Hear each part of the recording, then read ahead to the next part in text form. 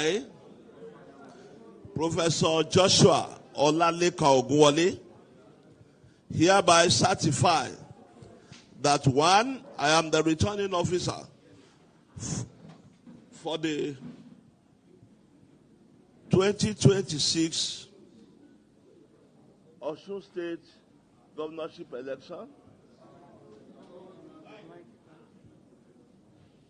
held.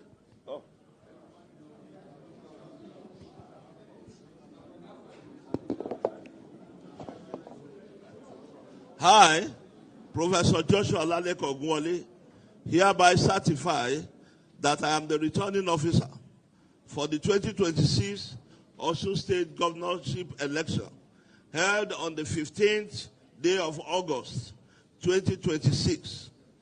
The election was contested. The candidates received the following votes. Adeleke Ademola Jackson Nuruddin, Party A, 511,067, 511,067. Olarewaju Fariloye, AA, 2,308, 2,308. Esa Olajide AAC, 1458, 1,458. Salam Najim Folashayo, ADC, 17180, 17,180. Adiagbo Okpawoye Yemisi, ADP, 2946, 2,946. Oyebamiji Bola, APC, 444,815, 444,815. Adeyemi Doro Adesina Olu Sanya, APGA, 1474, 1,400. Having satisfied the requirements of the law, is hereby declared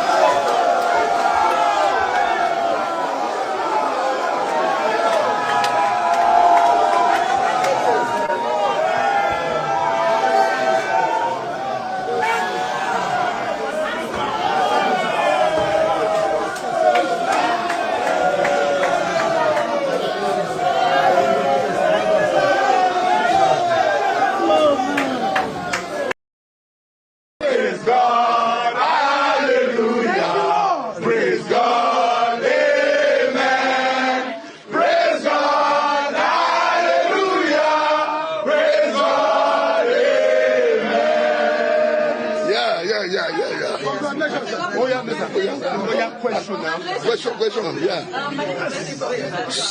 Please, everybody quiet. Everybody quiet, please. Come here. Okay, so how do you feel now? Hold on. I want my deputy here. Okay, sorry. Okay. Thank you. Mr. Your Excellency, how do you feel? Hey, please. You all be quiet. How do you feel? You know what? I feel great. First of all, I thank the God Almighty for what has happened today. It's a victory for democracy in Nigeria. Mr. Governor, what does this victory mean for the people of Osun State? That is what I'm saying. A victory for democracy. A victory for Osun people that stood by me, that say, Imole, you have done a lot for us. You have given us the dividend of democracy in terms of infrastructure, improving our education, agriculture, and so forth. So this is the Oshu people saying thank you, Mr. Governor. That's why they, So in the next 4 years, how do you repay that thank you back? I will repay that thank you back to making sure that I have a vision. My vision is to make sure Oshu State move from civil servant state to industrial state, and make sure all cut across Oshu State, development is on. I love you, Oshu State. I love you, and I love you.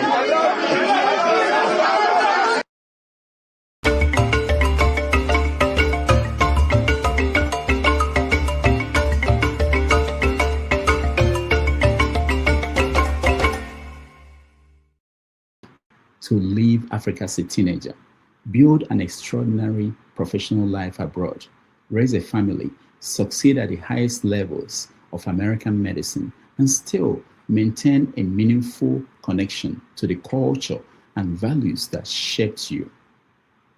Today on 90 Minutes Africa, our guest is Dr. Fidelis Mkparu, a Nigerian-American cardiologist, medical researcher, professor, novelist, husband, father, community leader, whose life offers a fascinating window into the possibilities and contradictions of the African diaspora experience. Born in Onitsha, Nigeria, Dr. Mkparu came to the United States at the age of 17.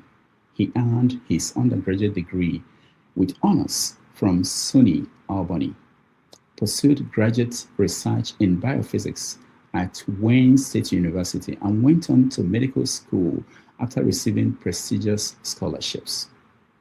His medical journey will have taken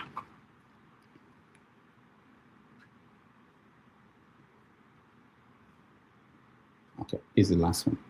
This one fell, so get it. What does it take to leave Africa as a teenager, build an extraordinary professional life abroad, raise a family, and succeed at the highest levels of American medicine, and still maintain a meaningful connection to the culture and values that shaped you? What does it take? Today on 90 Minutes Africa, our guest is Dr. Fidelis Mkparu, a Nigerian-American cardiologist, medical researcher, professor, novelist, husband, father, and community leader, whose life offers a fascinating window into the possibilities and contradictions of the African diaspora experience. Born in Onitsha, Nigeria, Dr. Mkparu came to the United States at the age of 17. He earned his undergraduate degree with honors from SUNY Albany, pursued graduate research in biophysics at Wayne State University, and went on to medical school after receiving prestigious scholarships.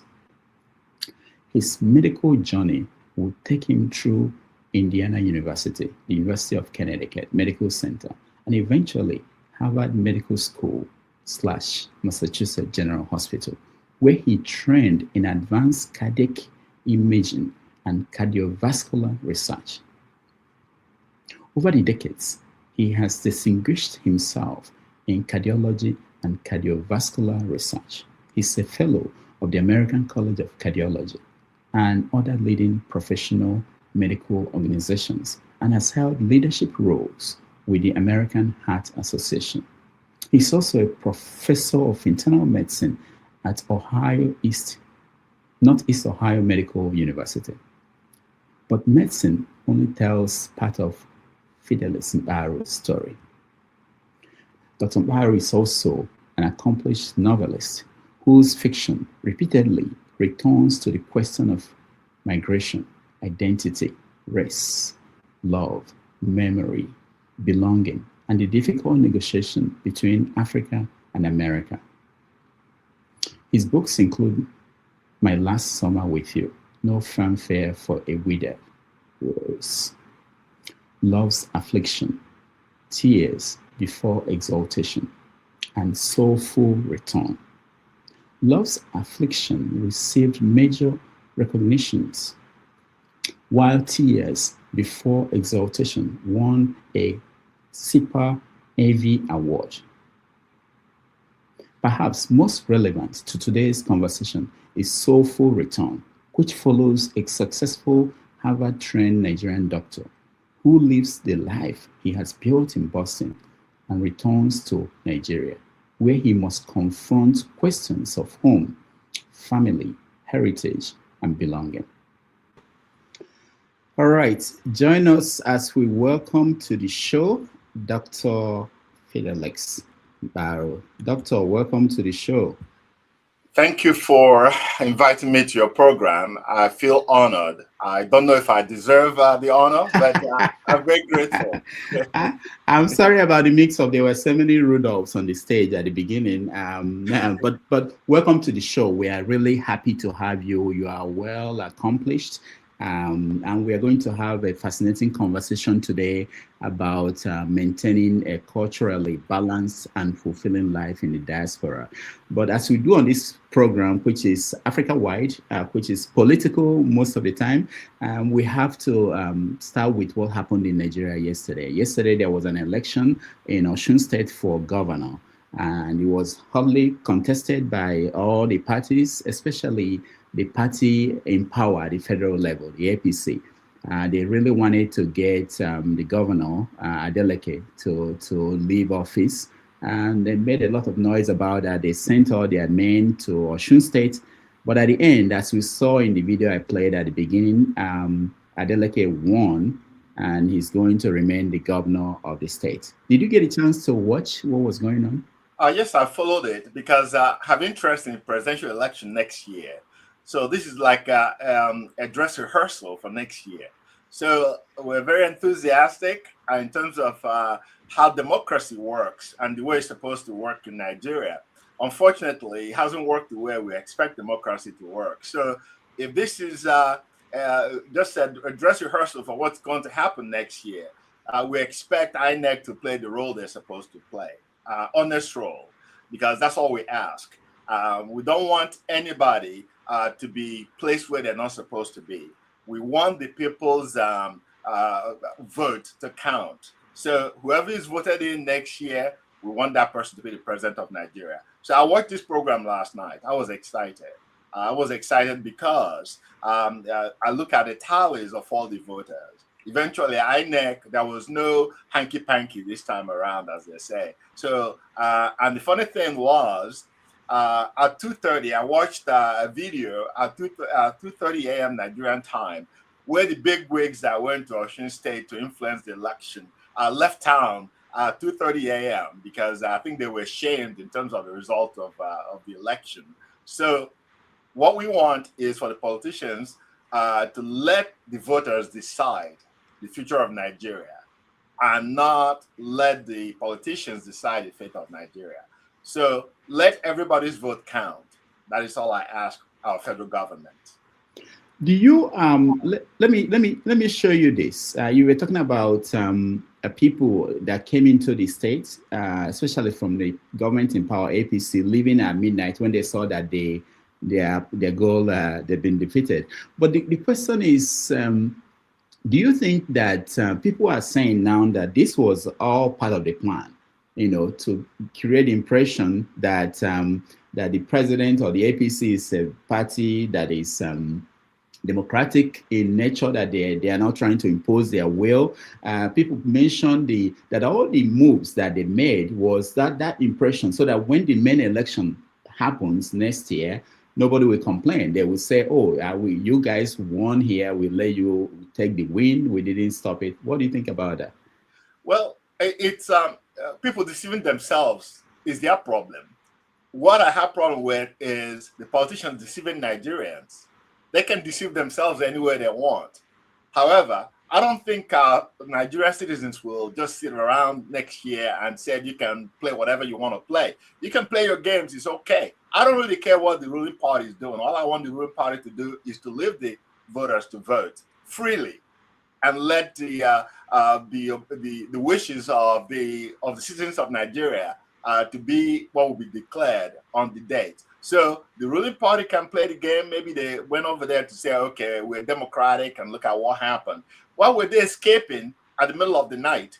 If they really wanted, if this is the outcome they were hoping for, They could have waited till daylight and said, okay, yeah. So when they escaped in the middle of the night, that tells me that it didn't go their way. I feel differently about that. So yeah. I don't think it was they were just trying to use this as a preamble for next year when they play games. I think it didn't work in their favor. So you escape.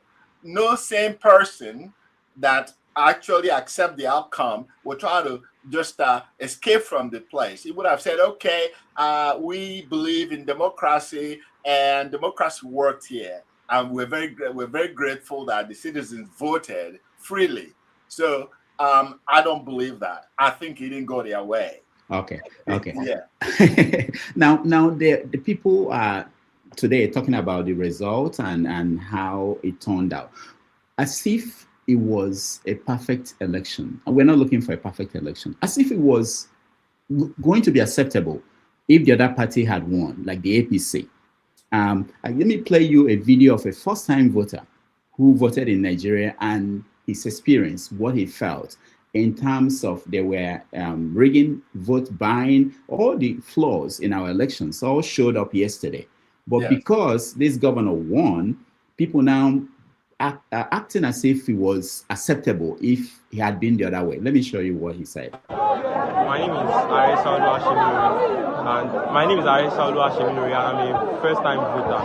So being a first-time voter, coming here seeing all this like no orderliness, it's really discouraging to Nigerian youth. Like Nigerian youth being that are first-time voters do not like to participate in voting process because of things like this, no orderliness, like long queue, violence, and all that. And there are people that are partaking in, I can't say it's like, I don't know how to put it, maybe election bribery and stuff like that, collecting money, vote buying, collecting money to vote and all that stuff. So it's not really encouraging. It doesn't encourage the voting process of free and fair election. So all that, and I would like to tell the youth not to partake in stuff like that, because if you buy vote and other stuff, it will actually, like the results, maybe the candidates you want to enter, like if another candidate enter, like it will affect everybody. You get what I'm trying to say? So that's what I have to say. All right, so they were vote buying in this election. The last one in Ekiti, they were giving people 10,000. That was the maximum we saw. But in this election, it went up to 25. Some are saying they got 50,000 to hand over their card so that the party that gave them money will be the one that will be voted for. So how do we go forward from here in terms of having an election that will be credible? Well, I think what you're witnessing is the problem of poverty, because people don't think about the future. They don't think about 1 year from now, 5 years from now, 10 years from now. They're thinking about immediate gratification. So when somebody is given 20,000 or 10,000, they needed the money, and they'll use it to solve their immediate problems. And then a couple of months from now, they'll be complaining that things are not going the way they expected to go.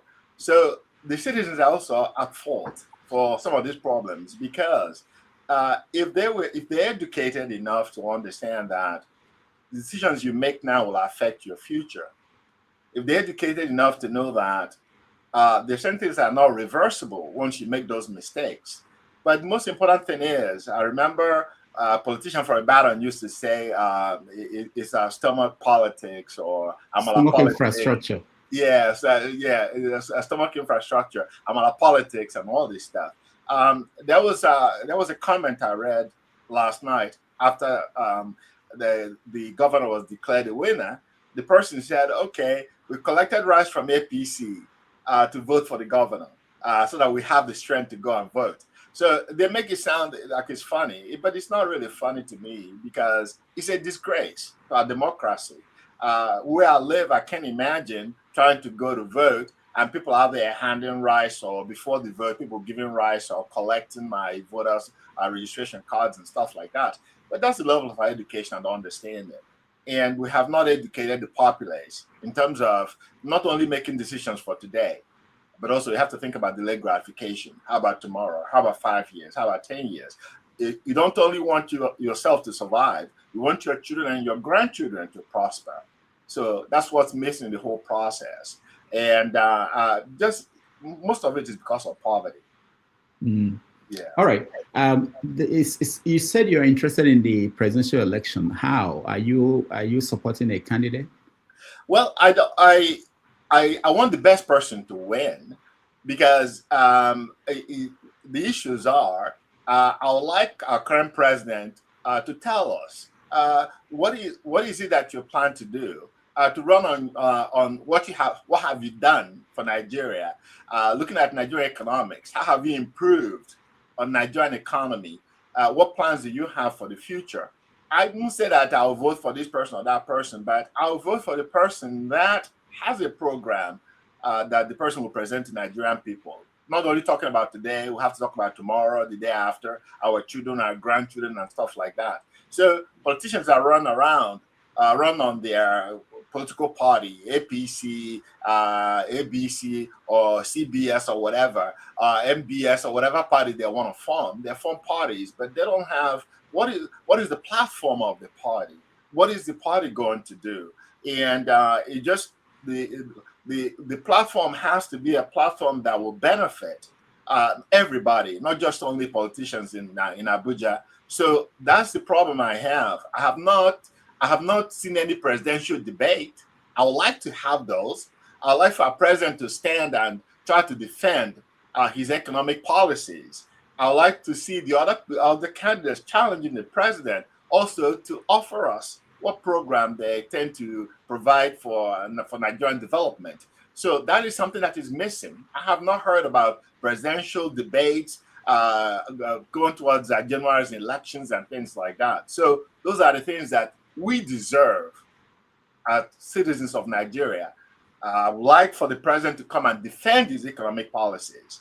And also, I would like for the president to defend the future policies that he's going to implement once he's voted in the second time around. And also tell us what improvement he has done over the past couple of years in Nigerian economy. How is the economy now compared to when he took office? These are the things that are missing in terms of presidential elections.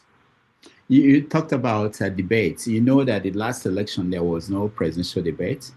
And I know you've been here in America for a long time, and you'd see debates in each election.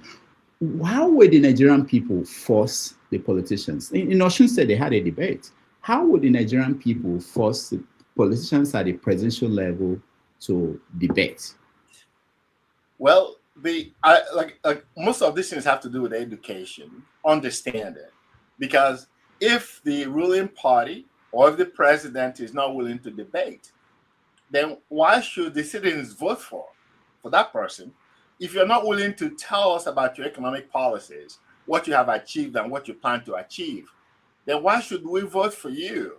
So if a presidential candidate doesn't want to debate, let those that want to debate and present their policies to the Nigerian people. And then we vote for the people that we're comfortable with or the people that we like the economic policies. So it doesn't really matter what the current president wants or what he doesn't want.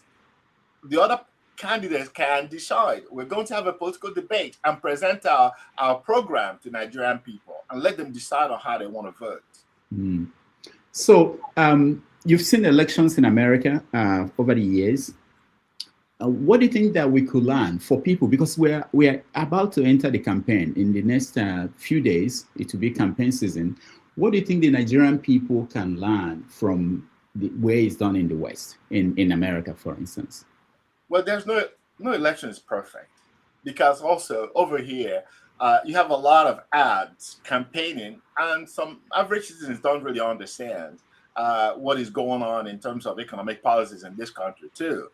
So they're influenced by the advertisements, and whoever has more money sometimes may win the election because they advertise more. They try to castigate everything else the opposition is saying. So there is no perfect system. However, what I always tell people I know and people I deal with, when you go there, ask yourself, how is this this person's policy going to affect me, not only today but tomorrow? How does it affect my children's future? How does it affect my grandchildren's future? So that's the way we look at it. I think that's one of the things. If you look at some of the states where looking at the level of education, you see that there are differences in terms of how people vote from state to state, depending on the level of education of the state. Some states are better educated, some states are not. Some states have better economic opportunities for the citizens and other things. So all these things influence how people vote.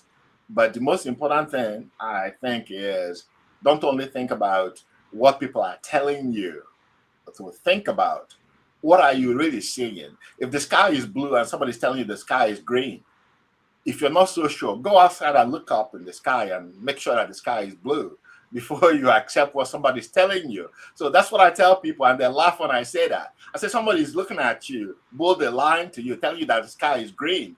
And after a while, you get confused. If you're getting confused, go outside, look up in the sky. So the same thing with economics. If somebody's telling you that the grocery prices are better, that the gasoline prices are better, I'm talking about Nigeria too, your petrol in Nigeria. If somebody's telling you everything is great, go to the pump and look and see how much the price is. And ask yourself, what was it last year? What was it 6 months ago? So don't always take what people tell you. This is in Nigeria. For me, if I'm in Onitsha, I'll go to Onitsha market, main market, or go to Ochanja, or go to one of these local markets, or Bonmano, or wherever.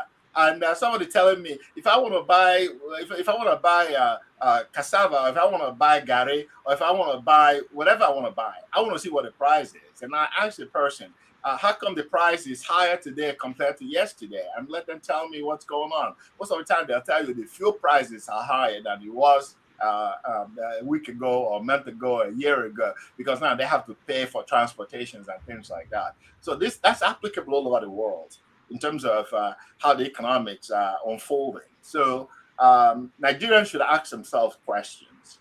And how were you better off a year before, 2 years before, 3 years before, compared to now?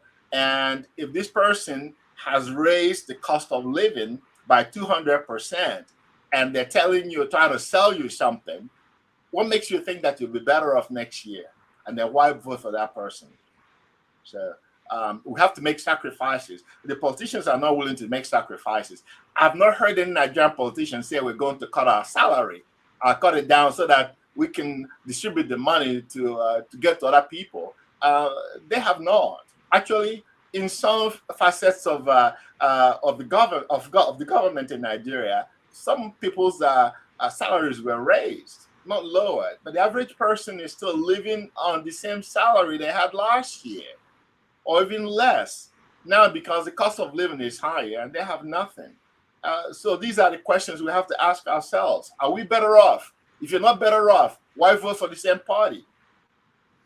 Thank you so much. We have a lot to cover on today. We are going to talk about medicine. We are going to talk about literature. We're going to talk about life in the diaspora. So we are going to leave politics for politicians. Unless, oh, by the way, let me ask you, have they approached you for any political position? Are you thinking about that when you retire?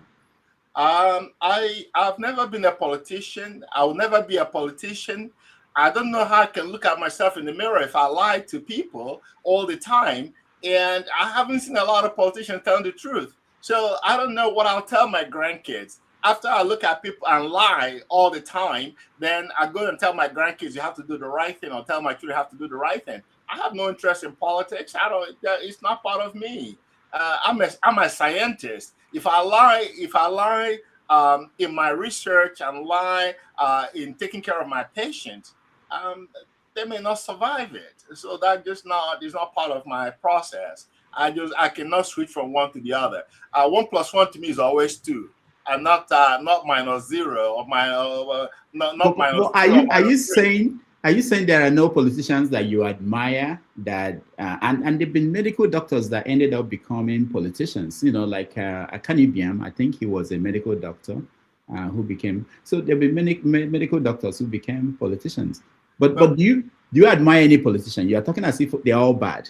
I admire. No, I didn't say all politicians are bad. I'm not even saying that. I'm just saying I admire Kanu Ibiam. You brought him up. it's an interesting. I met Akani Ubian when his wife died many years ago, 1974-75. Wow. I was in Afikpo at the time. Akani Ubian did something remarkable during the Biafran War. He didn't like what the British government was doing. He renounced the honor given to him because he was knighted. He said he didn't want it anymore. If the government that knighted him is not telling the truth or not trying to be fair to all the parties, why should he continue to be a knight of the British government, of the Queen and stuff like that? Or if you want to look at it, so that's one person I admire because of how he was. He believed in honesty. So not all politicians. That's a different era of politicians, completely. Yeah. All right. We're going to take a break. When we come back, we are going to talk about cultural balancing of life in the diaspora. We're going to talk about medical research that you've done, and we'll talk about all the issues, including your books, your novels, which are very, very powerful, and wish that people will join us later and ask you questions and interact with you. So let's take a break. When we come back, we'll begin the conversation on why we actually brought you here. Okay, thank you so much.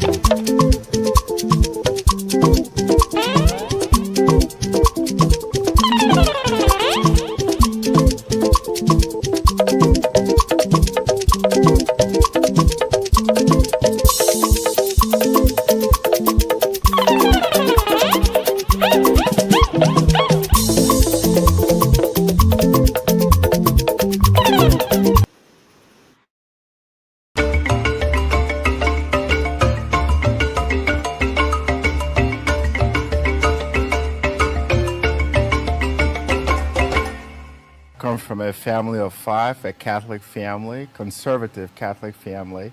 I came to the U.S. in 1977 to go to undergraduate school in the Carolinas. And from there, I went to Michigan, from Michigan to Tennessee, Tennessee to Indiana, Indiana to Connecticut, Connecticut to Boston.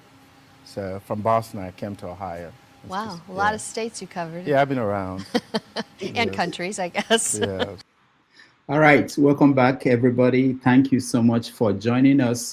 This is 90 Minutes Africa, and we are honored to have Dr. Fidelis Mkparu with us. Doc, welcome back. Thank you.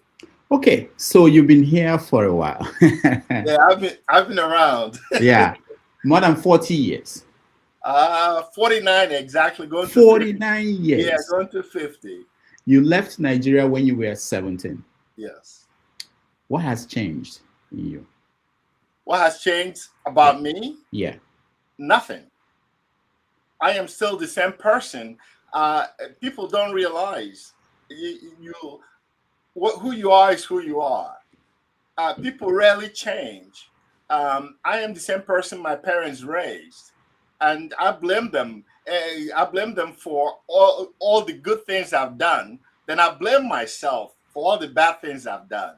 So that's not really a blame, because the reason why I use the word blame is I was saying I congratulate them, because what you think is positive in you may not be looked at as positive by other people, because I have a lot of hang-ups. I have my ways of doing things and stuff like that. Sometimes I feel like I'm very regimented. Everything has to be perfect, and there's no perfection in life. Those are people may think about it, those are positive points, but sometimes I take it too far. So I blame my parents for that. When you were leaving Nigeria, what did they tell you about America? And how has that changed after 49 years in America? Well, when I was growing up, I look at my father's routine, and those things actually influenced my deciding to come to America. A lot of my friends were going to England and going to other places that wanted America. The reason being, my father read Time magazine, read Newsweek, and those were things I was exposed to. Apart from Daily Times and Sunday Times, my father read. That was at the time, Daily Times was at peak of Nigerian journalism and all that kind of stuff. So my orientation, my exposure was mostly everyday American kind of politics and life and all that stuff. I was a little bit excited about that whole thing, because my father would read Time magazine and drop them, and then I took them and read them, look at all this stuff.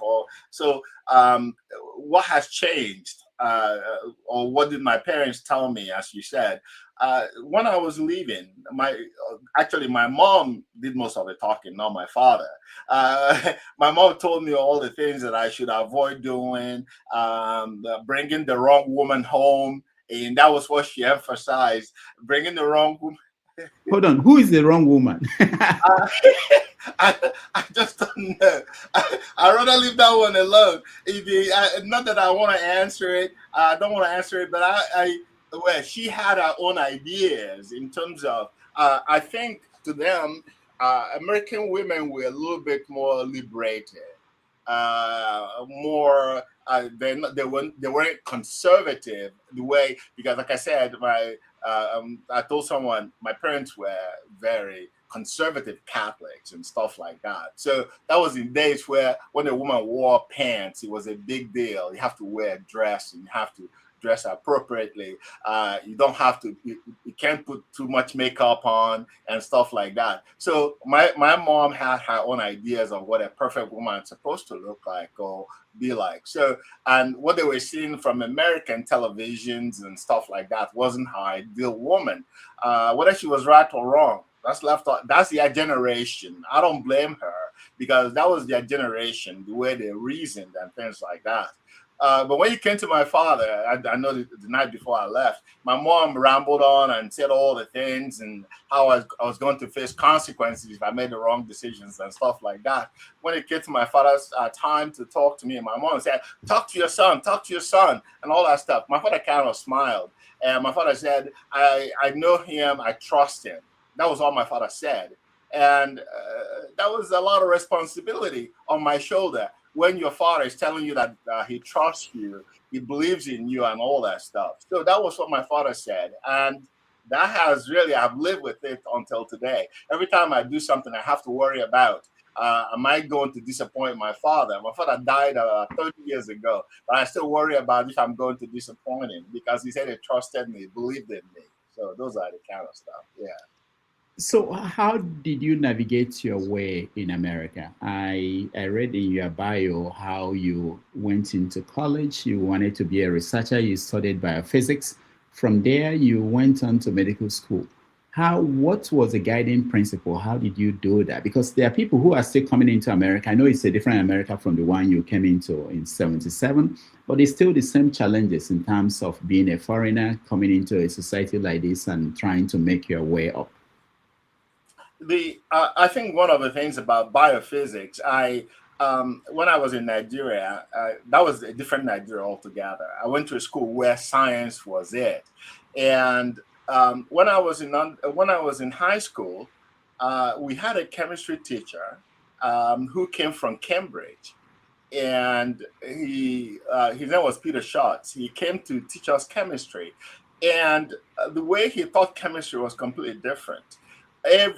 All the lectures in chemistry took place in the lab, and as he discusses a topic, we have to do the experiment to basically validate what he was teaching. So sometimes we stayed in the lab till 6 p.m. and 7 p.m.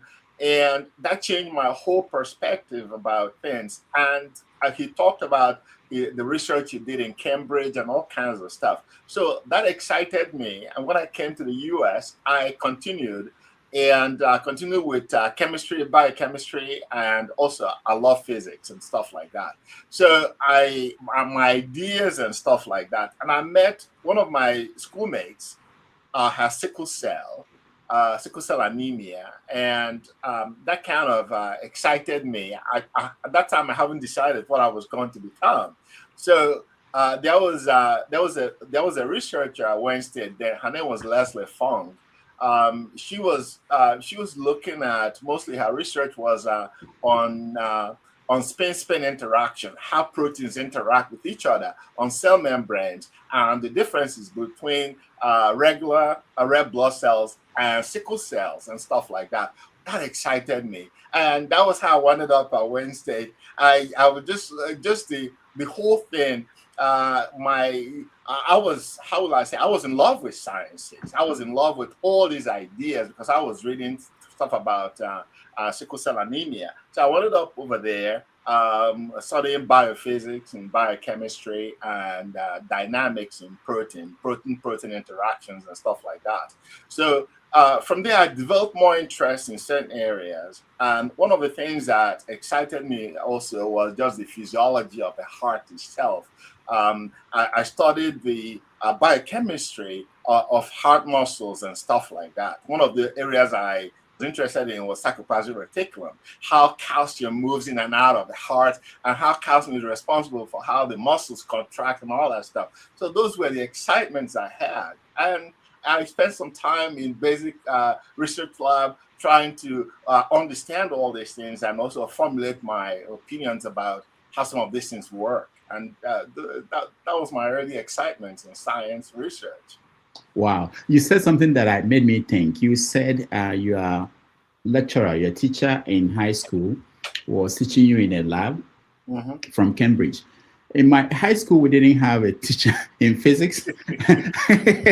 So there's a gap, big gap between when you went to school and when the people like us went to school in Nigeria, depending on the school. I know that you went to Afikpo, government secondary school, Afikpo. Yes. For full disclosure, I saw you recently in New Jersey when you guys had your convention, alumni association of the secondary school. So have you looked at secondary school education in Nigeria of recent times? How is that different from when you went? Yes, I do, and I've been involved. Just tell you a little bit about my journey. My father was involved with Christ the King College for 1930s during the time of Archbishop Peary and stuff like that. My late brother, my late brother, I went to Christ the King College. I started from Christ the King College, Onitsha. I was there for just a short period of time.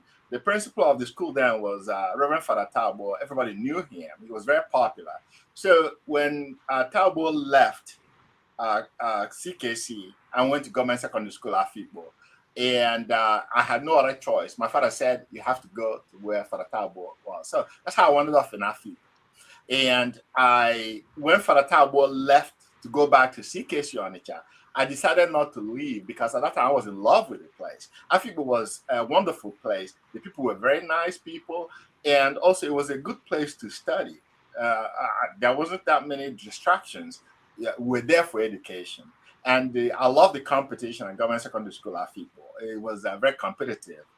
A few years ago, there was, after we left, decades after we left, the school fell into disrepair. Some of the buildings could not be, they were not inhabitable, and some of the roofs were gone and everything else. So we organized an Old Boys Association in North America.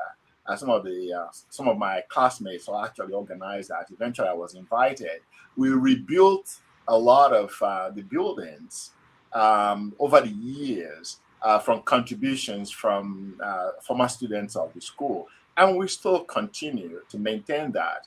Recently, we placed a virtual learning instruments in the school, and there are some former alumni that also rebuild in some of the places. So we've made some contributions because sometimes the government itself cannot afford to take care of everything, and so it's left up to, if you look at the budget of the state, because sometimes we demand a lot, we want the state to do everything. The budget of the state cannot do all those things because no matter how you look at it, it's not that much money in terms of what's needed. I was surprised at your meeting convention. There were people who were honored for donating over time over $100,000. Was it right? Yes. So, yeah.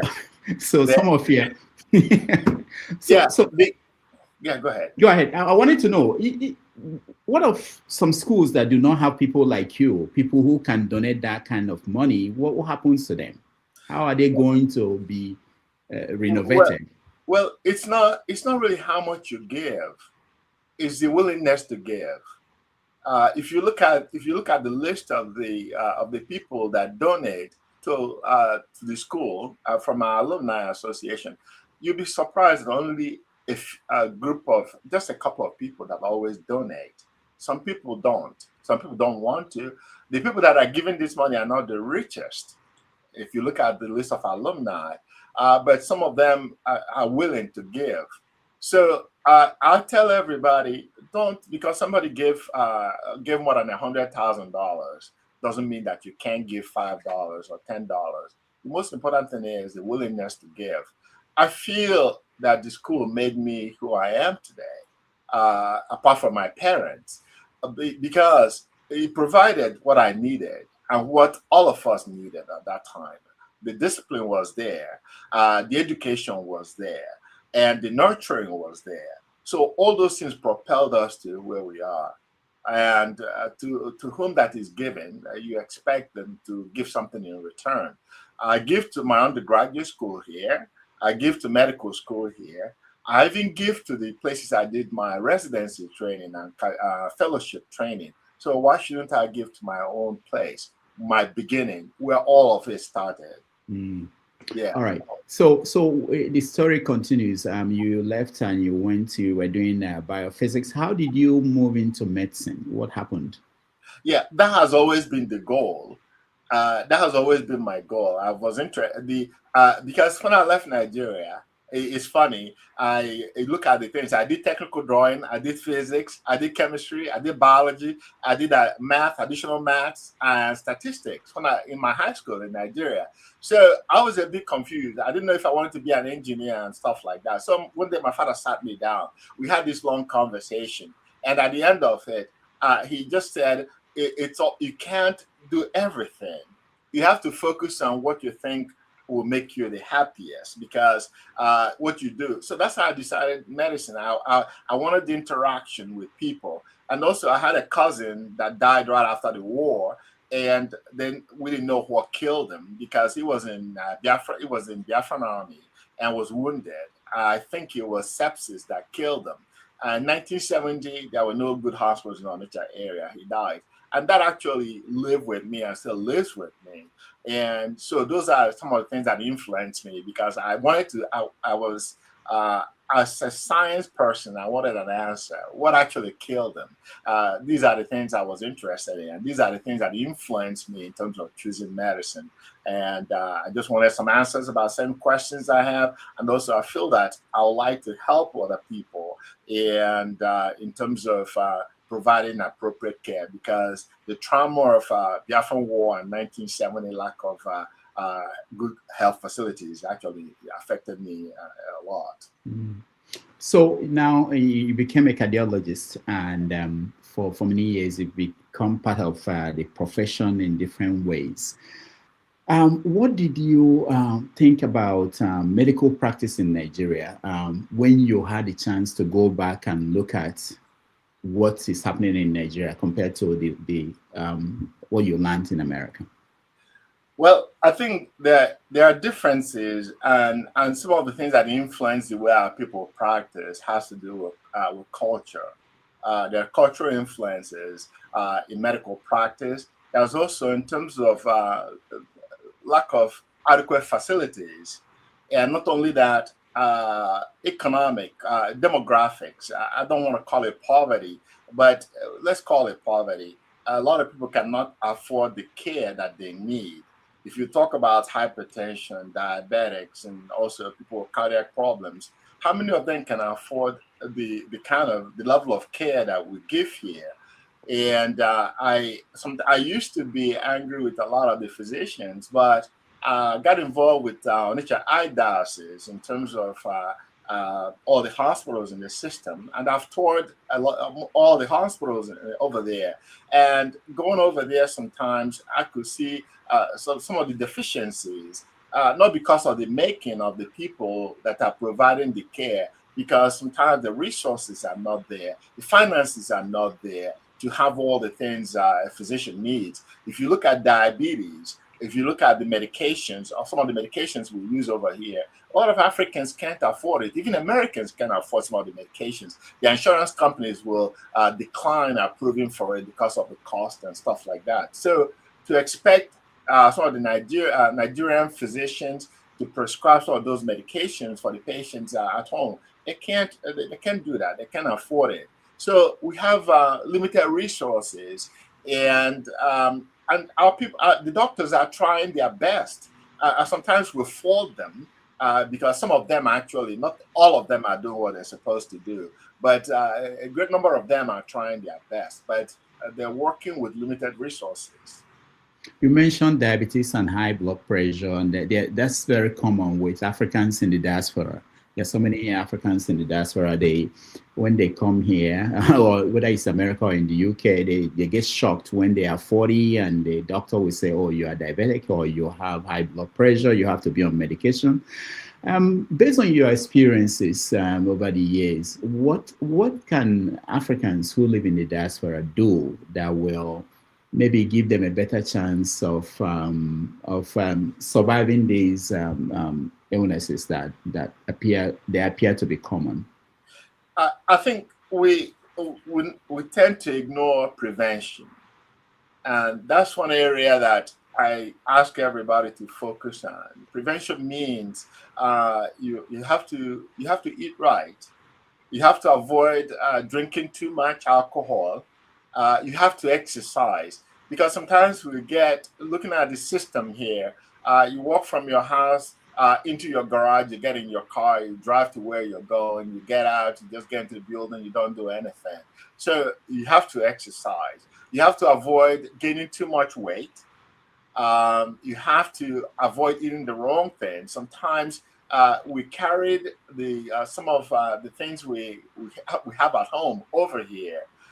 maybe it will work for the people at home because we eat a lot of processed food or high carbohydrate foods and stuff like that. The people there are more active than people here in the U.S. People will walk everywhere. Some people walk everywhere they're going. So they may eat that heavy meal and they're still very active. But over here, some people will eat the meal and don't do much. That's one issue. Eating vegetables and not just eating isiewu, nkwobi, and all these things and all that stuff. It sounds so good and all that. They just people enjoy all these things because they can afford it. But you have to ask yourself, eating in moderation, eating the right thing, exercising, avoiding heavy drinking, and don't walk around looking like you're pregnant. If you look at yourself, are you talking to me or something? I'm not talking to you. If you look at yourself, I do this every day. Everybody has, sometimes you travel, you don't eat the way you like to eat and stuff like that. You come home, you get on your scale, and then you tell yourself, okay, I'm going to cut back a little. I won't eat what I usually eat. I'm going to scale back a little, bring my weight down. If I do like 5 miles every day, I'll say, okay, I'm going to add a couple of, maybe one more mile to what I'm doing to help myself until I bring my weight back to where I want it to be. It's not easy. You just have to tell yourself. You have to always evaluate yourself. Don't let somebody tell you that you need to lose weight. Look in the mirror.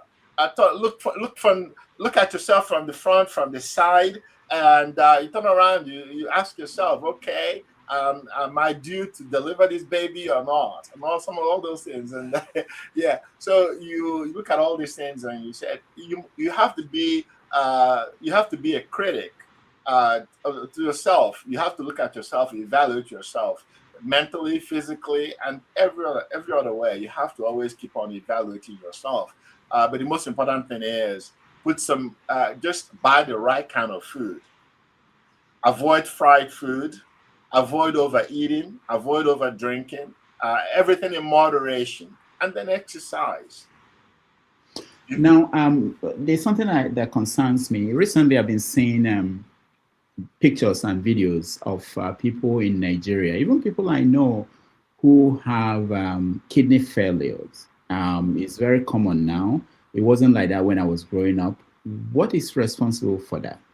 Even young people, not just old adults, young people, even some 18, 16, they have kidney issues. Why? In Nigeria? In Nigeria, very common. Yeah, looking at, I was in one of the hospitals in Nigeria recently. I went into the dialysis unit and I saw all young men, just in their 30s and stuff like that, lying in bed and going through dialysis. There are a few things that I've always complained about in the healthcare system. Some of it is lack of education. And we have a lot of painkillers that people take in Nigeria that are not good to your kidneys. Over here, we call them NSAIDs, things like ibuprofen and things like that. They're not good for your kidneys. And there are no regulations in terms of how you can buy them over the counter. You can even buy heavier medications, stronger medications over the counter. And those things are not good for your kidneys, a lot of them. And that's one thing. The other thing, too, is some people have high blood pressure at home. And one of which is high blood pressure and diabetes are the most common cause of kidney problems in Nigeria. So some people that have high blood pressure in Nigeria, some of the medications that are prescribed for them, some of them have what we call water pills. We call them diuretics. And those things affect the kidneys. And also people out there in the sun and they get dehydrated, and all those things affect your kidneys too. Mm. Now, I wanted to find out from you, this is something that of interest to me, traditional medicine practice in Nigeria.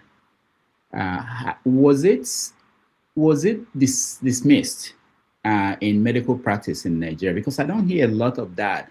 I think the religion, the way Christianity came into the South, they jumped everything that we used to do with even the medical practice, which is the traditional medicine? Is it that there's nothing we can utilize from what our foreparents were doing? Like how they were treating type 1, type 2 diabetes? What were they doing? Why is it that we essentially moved away? We all seem to be going towards Western medicine. One of the problems we have is that most of the things we have is oral history. We don't have anything written down in terms of how the generations, how our parents and grandparents and everything did their thing. My great-grandfather was an herbalist. That was one of the things he did. And these are people that knew the herbs, all the special plants, medicinal plants, and all that stuff. We had those things, but somehow it wasn't passed down. Nothing was written down and things like that. And when Christianity came, they didn't like the way we were doing things. How we talk about the traditional things that we did, the deity and all these things, and they start coming witch doctors. And instead of saying medicinal practitioners, they start calling them witch doctors, and those things have negative connotations and things like that. So that affected how those knowledge was transferred, and we lost a lot. And but some of it were valid, some of it because I believe that some of those plants, some of those herbs have medicinal values. Because if you look at what Americans or other Western countries did, like going to Brazil and all that Amazon area, searching for plants with some medicinal values and stuff like that, we had those things in Africa, and we did not preserve them. And most of those plants are gone. Is it late? You say most of the plants are gone? Well, we have to start from, I'm using my area where when somebody wants to build a house, a big mansion, they will kill everything around. And then we build this mansion and we have concrete everywhere. No plants, nothing, no trees, nothing. That's what I mean, that most of these things are gone. And they want more land to build these spacious mansions and everything. And we don't have really much, we don't have much lands in my area. So I'm sure that there are still parts of Nigeria where some of those things may be preserved, but in my area, it's really difficult to find big forests and things like that where some of those herbs are preserved. So you're an accomplished person. How do you balance the life in the diaspora? I know you go home frequently. How do you see home? Where is home for you at this point? I have to borrow a term from one of my friends. He said that he's a global citizen. I don't know what that means, but I'm an Ojoto man. I'm an Igbo man, and I will be forever. Yeah. So my home is Nigeria, and apart from Nigeria, my home is my village. That's where I belong, and that's where I will always belong. When I left home, my soul didn't live with me. My soul stayed behind, and my soul is still there waiting for me to come back. And every time I go back, my soul will be looking at me, jeering at me, laughing at me. Even though from time to time, my soul will whisper to me. People listening to this will say, this guy is crazy. No, I'm thinking like this doctor. Yeah, but I'm a soul believer, because what I mean by soul, a part of me, that's what I mean. A part of me will always be an African. A part of me will always be a Nigerian. A part of me will always be an Igbo man. A part of me will always be somebody from Ojoto in Anambra State. That's where my roots are. And when I go home, I still go to my grandfather's, the original floor of my grandfather. I'll take my shoes off, take my socks off, and walk on the soils my grandparents, my great-grandparents, and all my ancestors walked on. It kind of brings me closer to who I am. Who I am, I'm an African. I'm a Nigerian. I'm from somebody from Ojoto, an Igbo man. That's who I am. That's my identity. That never left me, and it will never leave me. We searched for pictures of you in the 70s.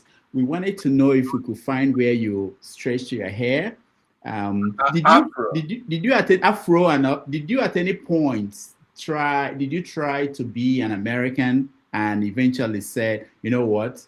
I'm not saying being an American in terms of paper, but mentally, and at the point you say, no, I'm back. I'm still an African. Was I hate to disappoint you. I never wore afro. I never wore Jerry curls. Yeah, I've always, like I said, I come from a very conservative background. I just everything in moderation. I never want to. I don't want to be a center of attention for anybody. I always want to be me. I never want to be like anybody else.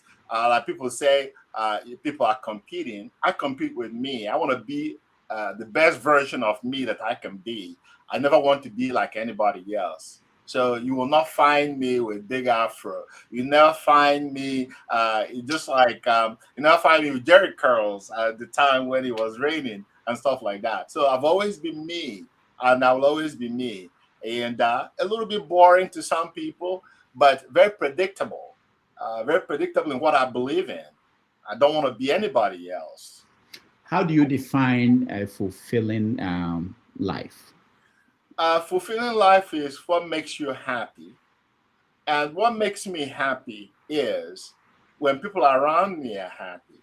That means my wife, my children, and my 6 grandchildren, who I spend time with from time to time. And then beyond that, what makes my village people happy? Am I extending myself to them? I don't want to be the lord of the place. I want to be a part of them. I don't want to lord on anybody. I want to be a part of the system. So that's what gives me happiness, when people around me are happy. And when I feel that I'm contributing something to the society, and I'm not only taking away from the society, that's what gives me happiness. There are people who have divided soul as a result of migration. Part of them is wherever they are in the West. Part of them is still African. They're trying to balance the two. How were you able to handle that? Well, we talk about obligation. There's one thing I don't forget. When I came here, America offered me the opportunity to be educated, to be trained as a physician, to be trained as a cardiologist, to be trained as a researcher. I will always be grateful for that, and I always try to contribute to the society. I don't want to take from the society. I make a lot of contributions. I donate for different organizations, and also I volunteer my time. So I want to be in anywhere that I am. I want to feel that I'm contributing something, not just taking away from the system. So that's how I balance my life. I don't only have obligation to Nigeria, to my village, to my family. I also have obligation to where I live, because they make it possible. I talk about where I went to school. Some people contributed for that school to be there. Some people contributed for me to have the scholarship and stuff like that I used to educate myself. Apart from my father paid my way through school and stuff, but the school contributed a lot. Because if you look at how much you pay to go through school and look at how much it really costs to educate somebody, if the taxpayers didn't contribute to it, if the donors didn't contribute, we wouldn't have been able to go to school. So I still have obligation locally, statewide here, and then also to Nigeria. So you have to balance all those things. Like I said, you just don't take and take and take. You have to give. How did you raise your children? Different from how your parents raised you? Well, I raised my children. The most important thing I always tell my children is always be yourself. Always tell the truth. And one of my daughters told me one day, I said, Daddy, you know how I made friends? I always ask if my parents were proud of this person. If the person will approve of, some of those things. My kids believe they're Africans, even though they were all born here, but they believe that they're Africans, and they still believe they're Africans, and they believe that they're Nigerians. Not only that, they believe that my daughters believe they're Igbo women, and my son believes that he's an Igbo man, and my son was initiated in the masquerade. And he has that. Not only was my son initiated in the masquerade, he had also title. I made sure that he did all that. So he believed, why other title? Because I believe in other title, because other title says that as an other man, you have to tell the truth. And you should never lie. And everything that you do, you have to purify yourself first before you do that. And then all my kids, my two daughters are married, and they have their traditional wedding, not only in Nigeria, but in my village, not only in my village, in my father's compound. So I told them, if you said you want traditional wedding, it has to happen where it's supposed to be. Wait, the people they married, were they Nigerians? Yeah. Okay. They're the same kind of people. They found themselves here, even though they still believe they're Igbo people, and that it's just by chance of luck, and also, everything has to do with the exposure, what people believe in. So they had your son had a other title. Yes. And how is he? Can he pronounce the title name? He has to say everything in Igbo. He can't just become an awesome man without everything he said. He had to do that because part of being an awesome title man is, like I said, you have to tell the truth, and you always have to tell the truth. And so he has to understand all the incantations and all that stuff that our ancestors said for you to become one. And he said, from here on, everything that comes out of my mouth is going to be true. That's just the way it is. And then also that it's a sign that now you belong with the society. Not only that you belong with the society, you've accepted your culture. There are parents here who would like to accomplish what you are expressing and telling us today, but they are struggling with that. Some of them, they've taken their kids home. So I know some that take their kids home every year. But at a certain age, once they get to 18 or they're in college, they don't want to go home anymore. What went wrong there? I wouldn't say that something went wrong. When my parents were alive, I used to take my kids home, and so I continued. And my priorities were different. I never wanted to be the Odogu of Odogu land or whatever. My priorities are making sure that my kids appreciate where they came from, in terms of, because where they came from is where I came from, and I'm part of them, and I will always be a part of them. For them to appreciate the culture, so everything has to do with priority. Are you driving the most recent fancy car, the most expensive car, and stuff like that? So I devoted most of my time to their upbringing and also exposure. Those were most important things to me. And so at a point in your life, you're no longer the center of importance and stuff. It's just people around you, your children, your spouse, and everybody else. So those people take priority. Not everybody may be able to take their kids home all the time, but it's good to, whenever you could, to just to do that, and just make sure that the emphasis is trying to make them understand their heritage, and because that is what makes a person stronger. If you know your heritage, if you accept your heritage, it makes you more confident. Now, you said your mom, when you were living, was concerned about who you should or you might marry. Were you concerned about that when your kids grew up and got to the age of marriage? Did you influence their choices? How did you handle that? I never did. I left that. That would be a big mistake for a parent to make, because the sad thing is trying to dictate to your children. After all, you're not going to be here forever. When you're gone, they have to live with that decision they make. If that's your decision and they have to live with your decision and they don't like that decision, that's really terrible. I don't think it's a good thing for a parent to try to influence what choices their children make in terms of their spouses and stuff, because you're not going to live with them. They have to live with the person So I did not. Sometimes I feel that my children are more Igbo people than I am, because my kids are into all this stuff. They did all the Igbo dances and everything. And my son here in America or at home?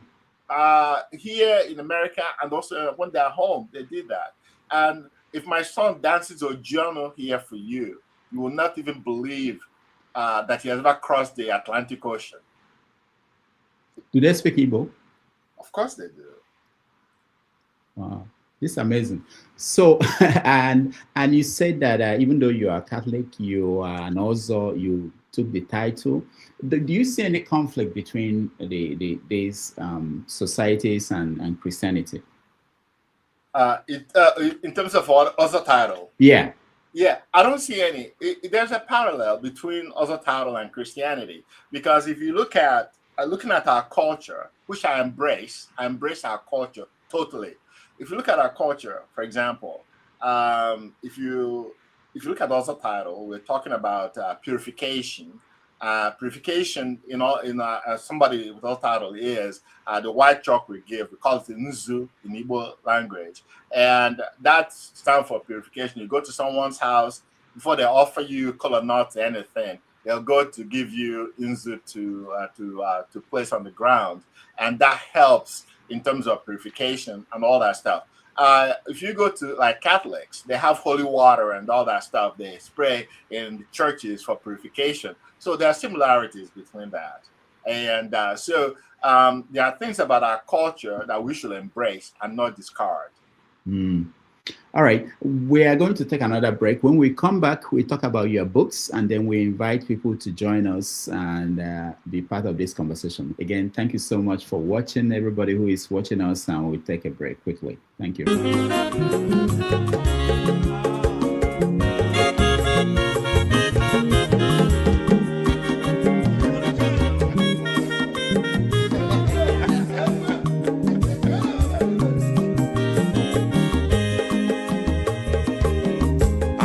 Onye ọma zoro obi o, akwa nwa zoro obi o, Max ịbịa bunye gokwanụ m n'ofu ube n'azụ ụlaga n'ịbịa zigo, mmanwụ ụlaga do n'ịbịa zigo, akwa nwa ilochi o, biko rapụ zoro ka ọ nabazi ya. Onye mazuru biko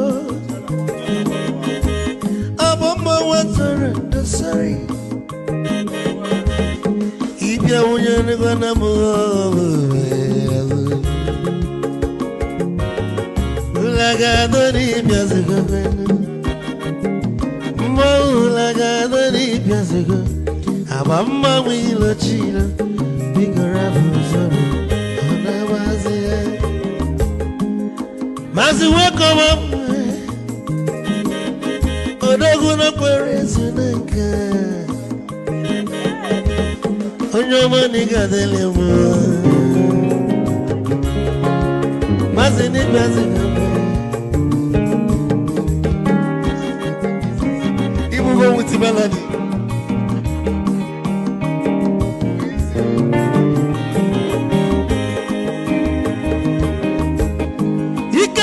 Where'd you fall? Odogu nachala noka. Is he one them nigga delemo? Olaga doni pesigo no. Ma olaga doni pesigo. Amama wilo chilo. Bigora buzoro. Anabaze. Say. Onyama zorode, abama zorode, sorry. Ibya moya no kwana mo ofube nare, mulaga no ni biazugo, nazaboy. Mulaga no ni biazugo, abama wilo chilo, biko rapu zoro, anabazi, ayis. Odogu kenenu mi kechofo amakwa m n'ike agwụgwọ gị weli igwe kwelu ike ji ọma bịara gị igwe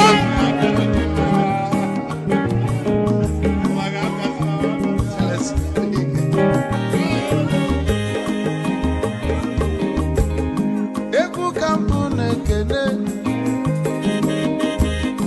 ọmọgọ ndị nsọ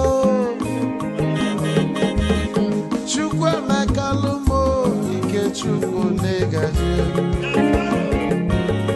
esi nwanne m ekene ịlapụlụ ife niile na-eme wee bịa nke gosili na anyị na gị bụ nwanne Wisdom ga-adị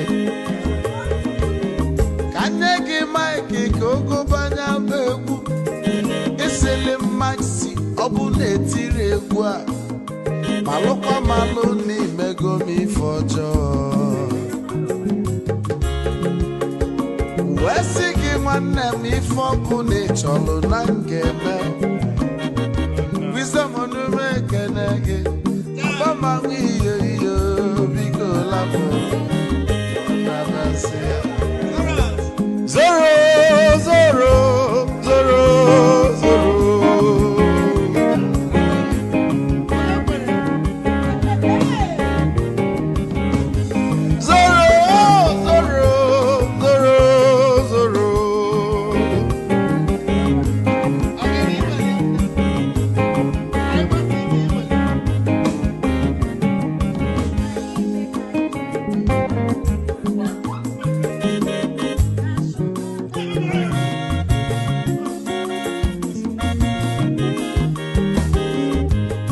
Geduru joy na bugwu Hausa Sokoto Ujembe nwilo anụ solo nwe ma n'ọfịa na-ara onye nwụrụ zuru ike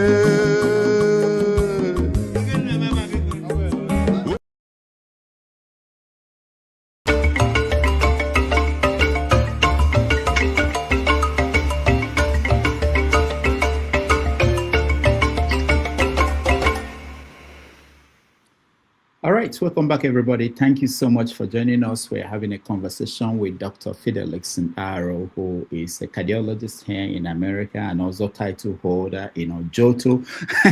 For those who do not know, Ojoto is the hometown of Christopher Kibo, the poet. So in this segment, we are going to talk about your books. You have 3 novels that are published, I believe. One of them is Tears Before Exaltation. And then there is Love's Affliction. And of course, I think this is the most popular one, Soulful Return.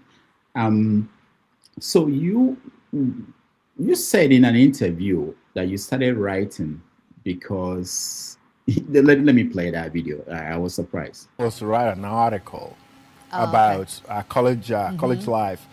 As I started writing, the volume was getting bigger and bigger. So eventually I decided maybe instead of writing an article, why don't you just put it in a book form? And I think that was how I started. Mm-hmm. And how long did it take you? Because of my schedule, I think when I started writing the book, every day I put in about 2 hours. In every night when I got home, I decided I was going to put 2 hours. It took a few months, maybe a couple of months to write, because after I've written it, I went over it several times. There were a few embarrassing things I took out. I didn't want to just leave everything That'll there. be in another book later. Yeah, I wanted to sound very respectable. Yes. No, I want to know the embarrassing thing. But first of all, why do you have this need to write fiction? Well, I don't know. I don't think my biography will be that interesting or exciting. I do write I've written a lot of medical stuff, but the fiction is fine. The fiction, there are things you can write up in fiction that you can't, because if you write nonfiction, you have to get approval from a lot of people. And for me, there was something I wanted to write biographically, and I couldn't get I couldn't get authorization. I couldn't get approval. I couldn't get that openness from a lot of people to write what I really wanted to write. And some people that I knew many years ago, I don't want to be a part of what I'm writing. So, the one that most people associate mostly with a biographical line is Soulful Return, about a Nigerian-American trained doctor who returned home. Had an emergency and had to go home. How much of your story is extension of your own biography? How much of your fiction is extension of your own biography?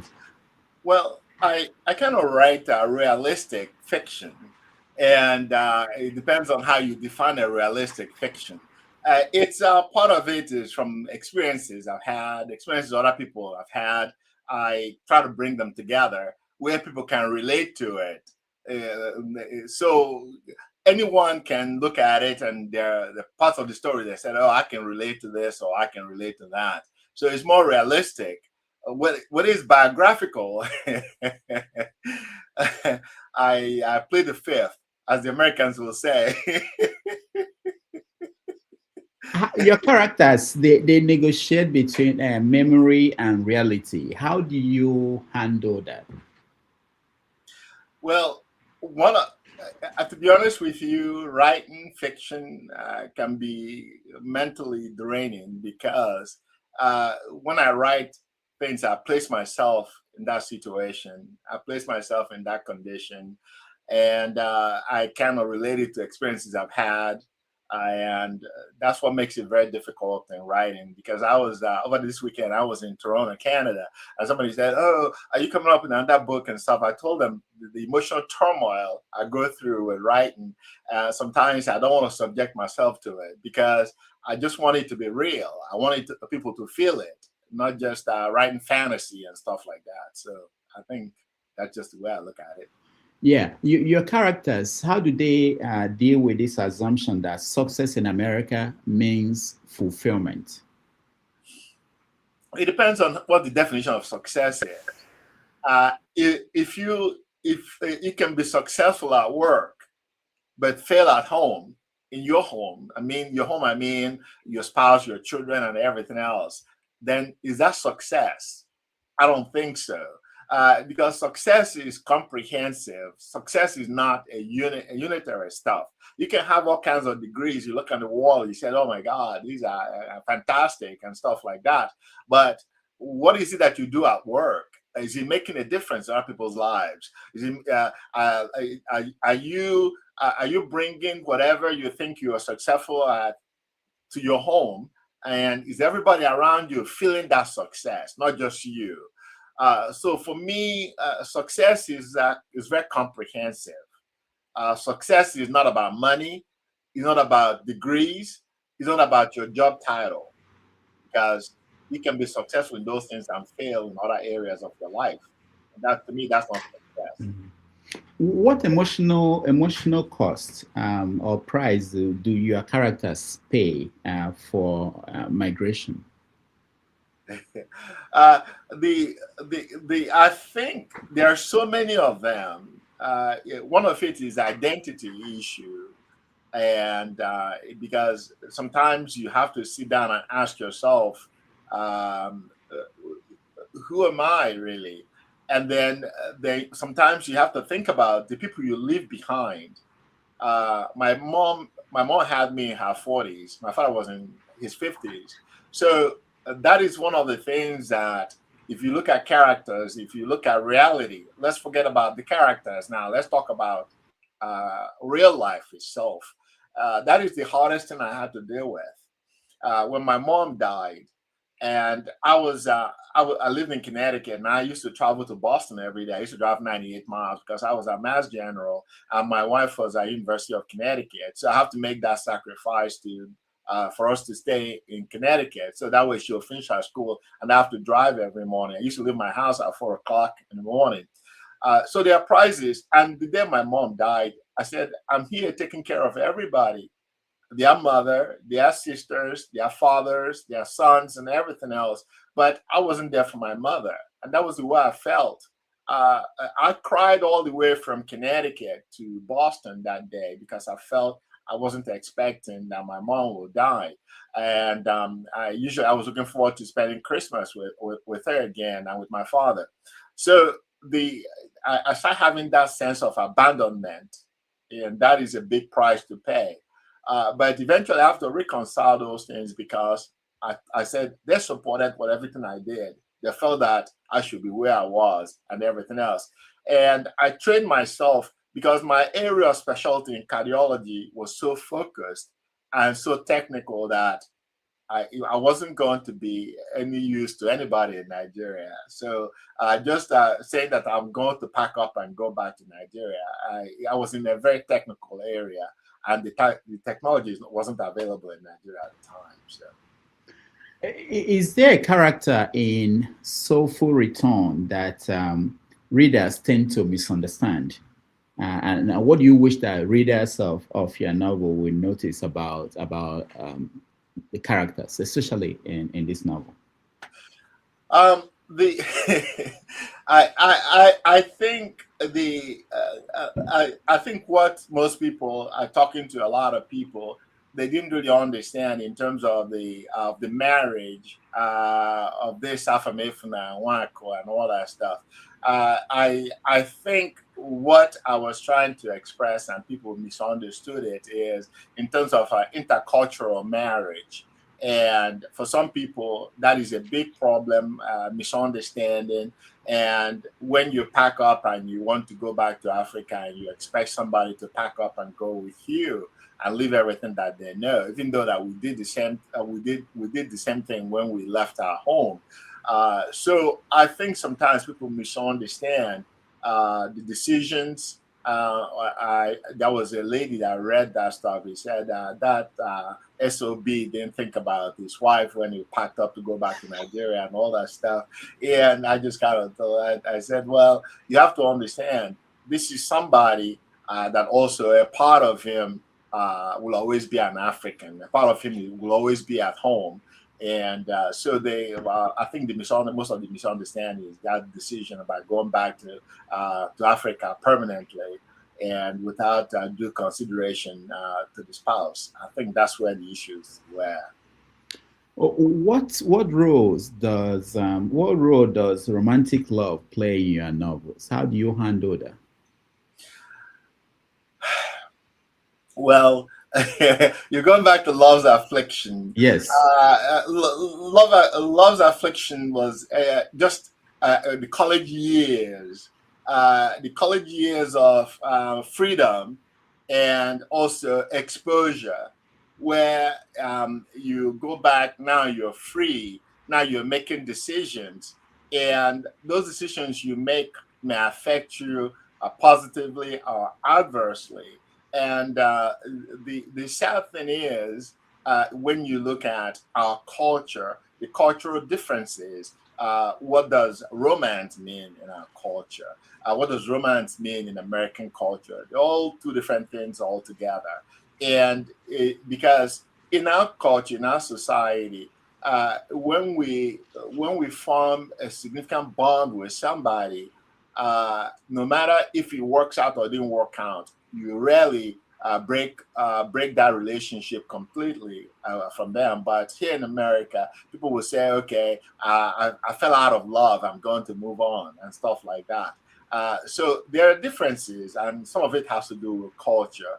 And for the main character, who is Joseph in this situation, he finds himself not only in a new society, he finds himself where he was involved in intercultural, interracial relationship.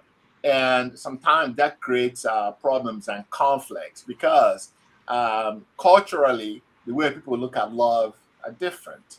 The way Africans look at love, the way Americans look at love, not only the way Americans look at love, and also demographically, the way people from different parts of America look at love is all different. And so that creates a lot of conflict. Now, again, back to the question about home. what is home? And did you notice that home has changed since you left? And how do you, both in fiction and real life, handle the transformation, the changes that happened at home? The problem we have, if you talk about talk to people at home, they're carrying on. They may not notice the changes. The problem with some of us, we left Nigeria with a certain economic situation, a certain cultural situation, and when we came over here, we still retain some of those things. But to people at home, a lot has changed because they're living the life. We're not living the life they're living. And there are a lot of transformations in them. Their priorities are different. Our priorities are different. So when we go to Nigeria, we're going to Nigeria for a short period of time, and we just go there for merriment. We're not just going there to live. So a lot has changed in Nigeria, but the people there has adapted to it, and they've accepted it, and we haven't. Mm-hmm. All right. At this point, we are going to let our people in. There are so many questions. I have some on my phone that people are sending to me. We are going to bring people in so that they can interact with our guest, Dr. Fidelis Mkparu, who is a cardiologist and also title holder in Ojoto. Before they come in, let me ask you about Christopher Okibo. Do you know him? Did you meet anybody at your keyboards? And what is the only thing I remembered about Christopher Okibo was during the Civil War in Nigeria when he was killed. I remember his funeral. But they held a funeral for him, Jota. That's the only thing. I never met him as a person. However, his mother and my mother were cousins. They came from the same lineage, and that was the only thing. As a person, I didn't know him. Like I said, I was very young during the Civil War. I remember the funeral, and that was basically it. What about the brother Pius Okibo? He died a few years ago. I've met him a couple of times, and there was also another one called Lawrence, one of the other brothers. Yeah, and some of his sisters I knew well, and but most of them are gone now. The Ojoto people, do they have this kind of regard for Christopher Okibo the way people in the literature world have for him?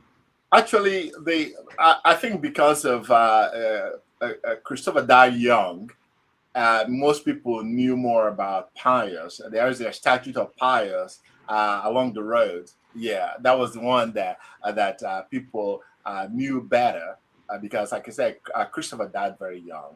And some village people may not appreciate literature as much as somebody who went to high school or went to university and all that stuff.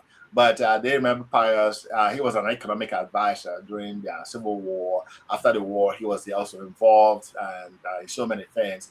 And also, when Idemili was divided into two, Idemili North and South, he was went there. He was also one of the people that fought to bring the local government to Ojoto. So my people remember those kind of things more than anything else. I didn't want to go there. You went there now because Nobi used to be the capital of the Obiaja local government. But Pius made sure that when Idemili South was created, that Ojoto became the capital. We haven't forgotten.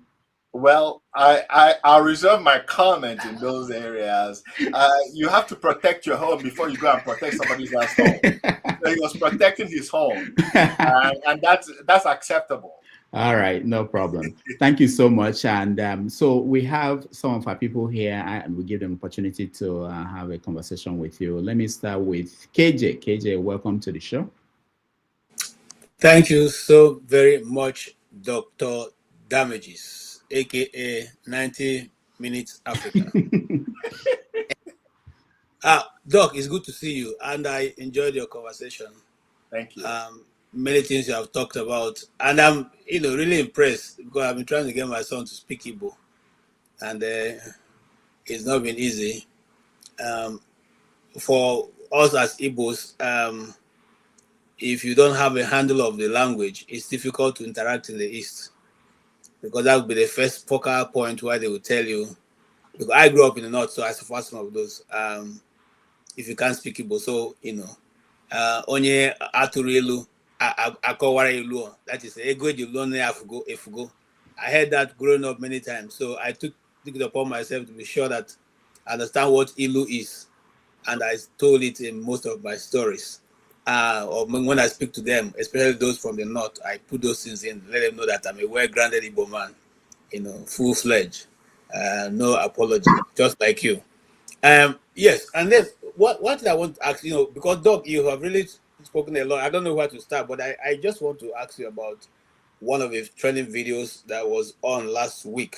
It was a group of, I think, about 200 Igbo people who are gathered together, and all of them had some form of kidney problem or the other. So my question would be to you. Some people alluded to the fact that it's because of the beans that are being sold now, which comes mostly from the north. They are using some form of insecticide to preserve it, and so that's giving the people that problem. But so my question would be, what is the reason for the high prevalence of diseases we never saw when we were growing up, especially the issue of high blood pressure? High blood pressure, kidney failure, liver failure, and even heart failure. Right now, especially in the East, what would you say? Is it? I don't know. You are the expert here. Well, those problems have always been there. The issues are recognition. We're recognizing the fact that people have high blood pressure. If you look at the times of my grandfathers, my great-grandfathers and stuff like that, they didn't check their blood pressure, so we didn't know what they had and what they didn't have. They didn't check their glucose level, so we don't really know. A lot of people died young in those days. And the sad thing about our culture is when somebody dies too young, they always blame somebody for killing them. It's just like when people had stroke, they said that they were poisoned, and that's why half of their body went paralyzed and all that stuff.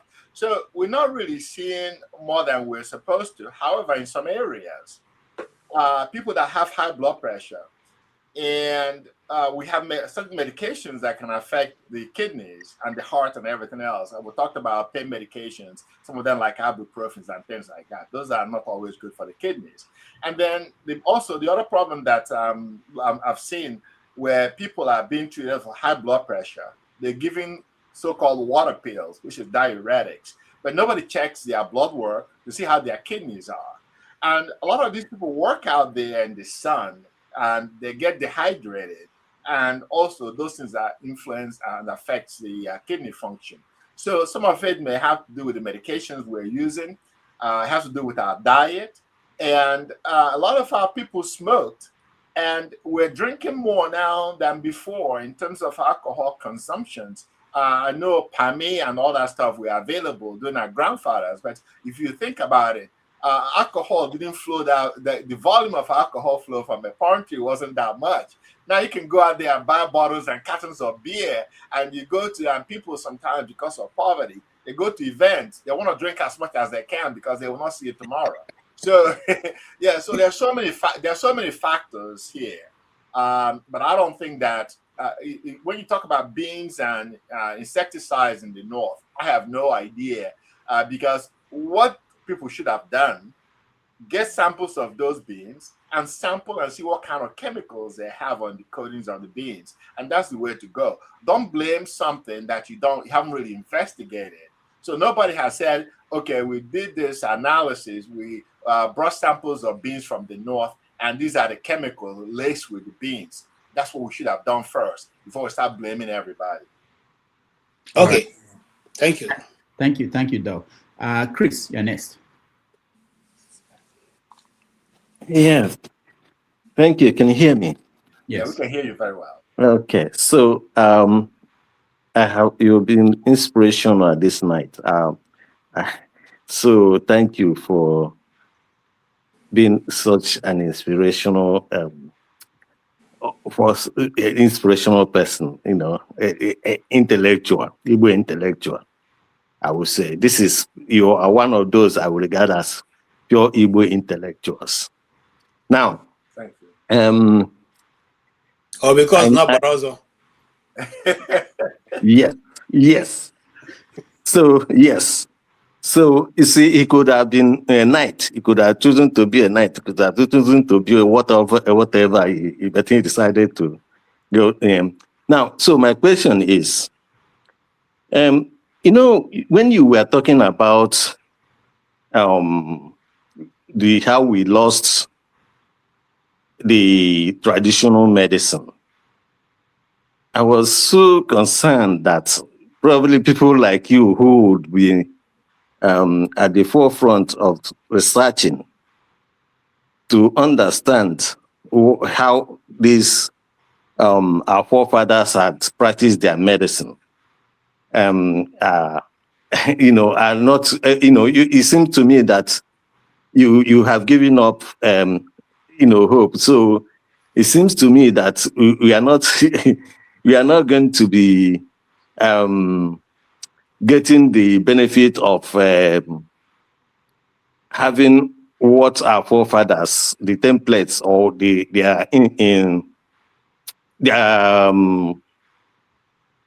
how will I put it? The benefit of their medical progress in our lifetime. But more importantly, I'm asking you again, now that you are also titled, would you be part of those that, reform it? Because in other climes, such societies are used for leadership training, have become things that they use for leadership training and networking and for leadership in the society.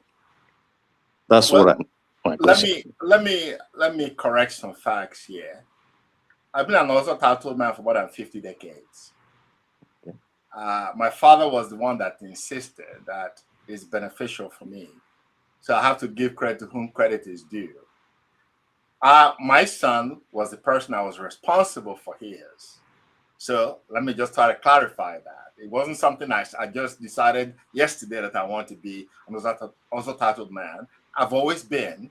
And if you come to my also lineage, I'm the leader in that lineage because of how many decades it has been and people that were above me that died. So I have a responsibility in my society for that. So that's clarification. One other thing, go and read Soulful Return.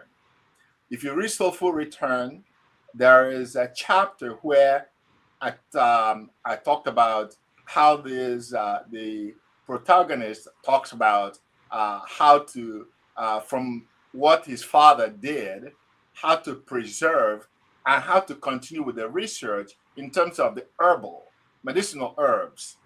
It's all there. It's laid out in terms of the way to go about it. So I did not give up and said, this is lost forever and there isn't maybe I'm doing something about it. I am. But the same things, it's better to, when you have something to present to people, rather than talk about all the imaginations you have, it's better to introduce something and said, this is what I have found out.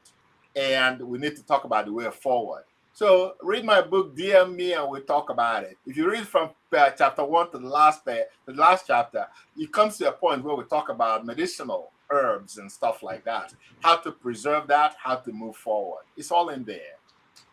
All right. I will try to read it. Okay. I will try to read it. Chris, thank you. Obie, you're welcome to the show. Thank you.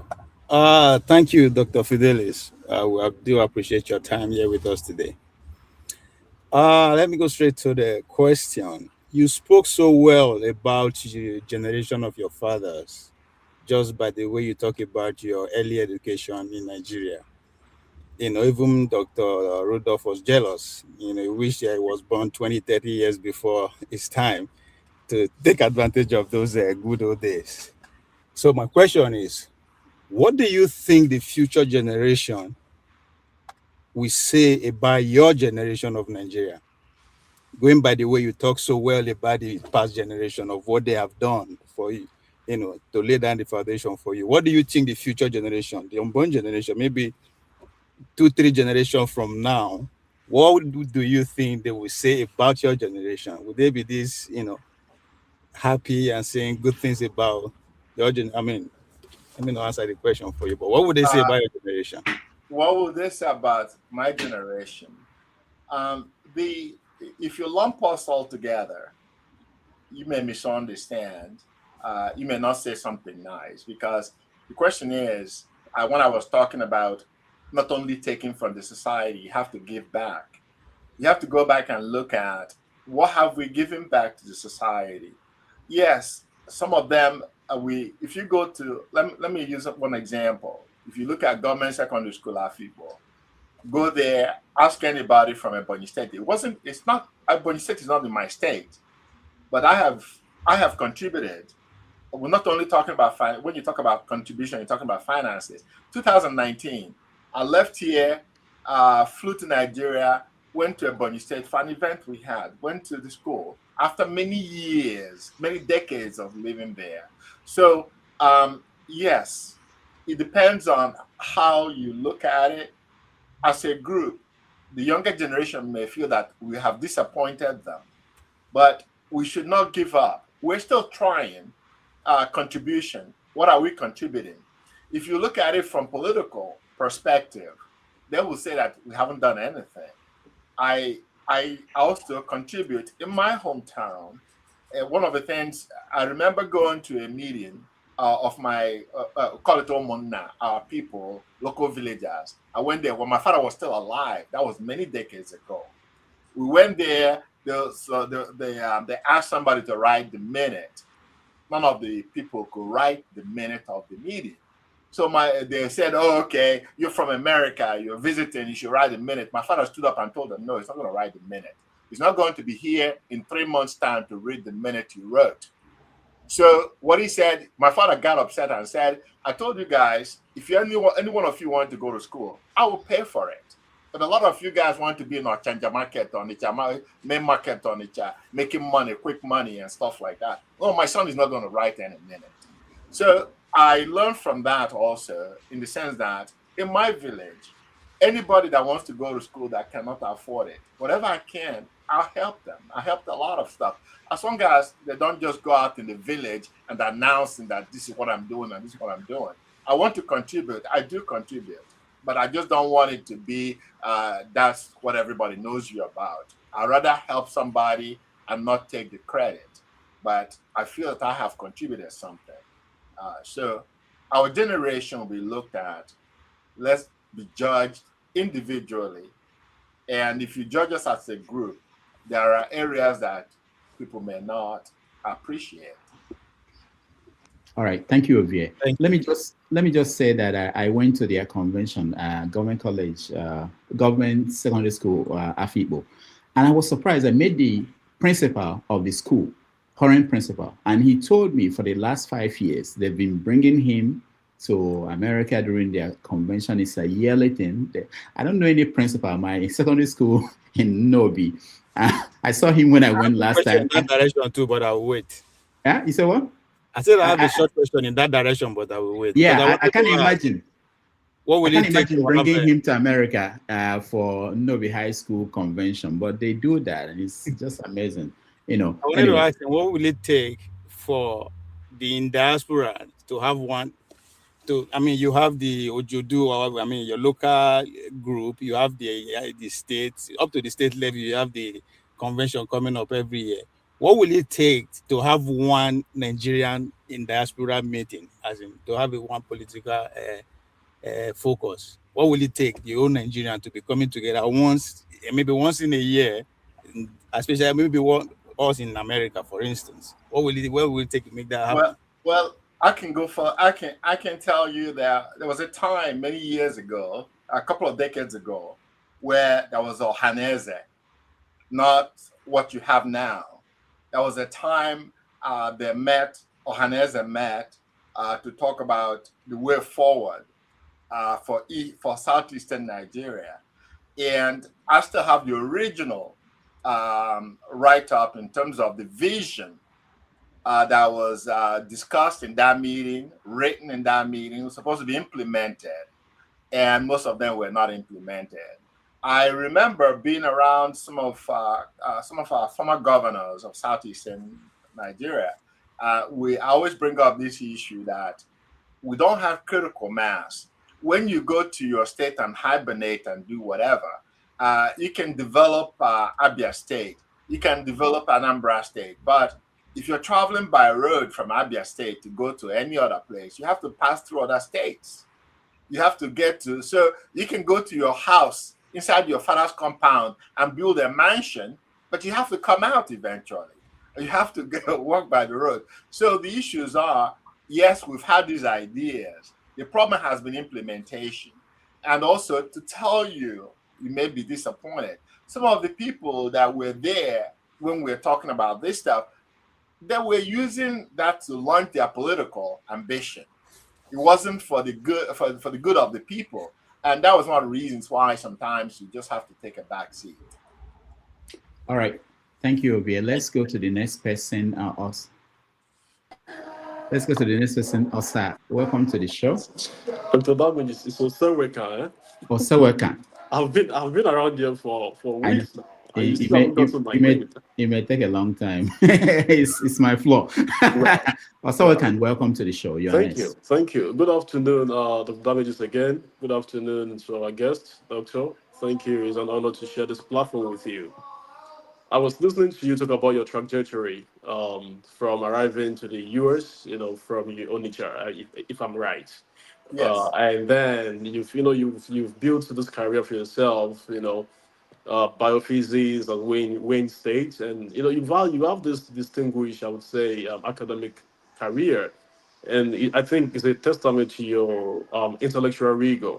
Today, however, what we have today is a contrary view of what you have developed and what you've gathered for yourself. The Nigerian youth today face an agonizing crisis of motivation and acute pandemic of illiteracy. You can second me on that. And where academic excellence today in Nigeria is increasingly dismissed as irrelevant. And we can look at some state governors today in Nigeria who will tell you that it doesn't really matter. You see what I'm saying? And you see that quest, that hunger for academic pedigree is being undermined. So I want to set this as a foundational base for my question to you. And given my first question to you is going to come with some condimentaries, right? Given the historical architecture of Western medicine that we know, that was largely conducted, and we know that black bodies, when I say black bodies, I mean Africans, it wasn't developed with Africans in mind. And Africans over time, historically, have developed this distrust for Western medicine and medicinal atmosphere, because oftentimes our bodies has been treated as guinea pigs and we are subjects instead of beneficiaries. Very recently, we've seen the boomeranging, escalating rise in GMOs in our community, in this agribusiness, and they are displacing our natural farmers.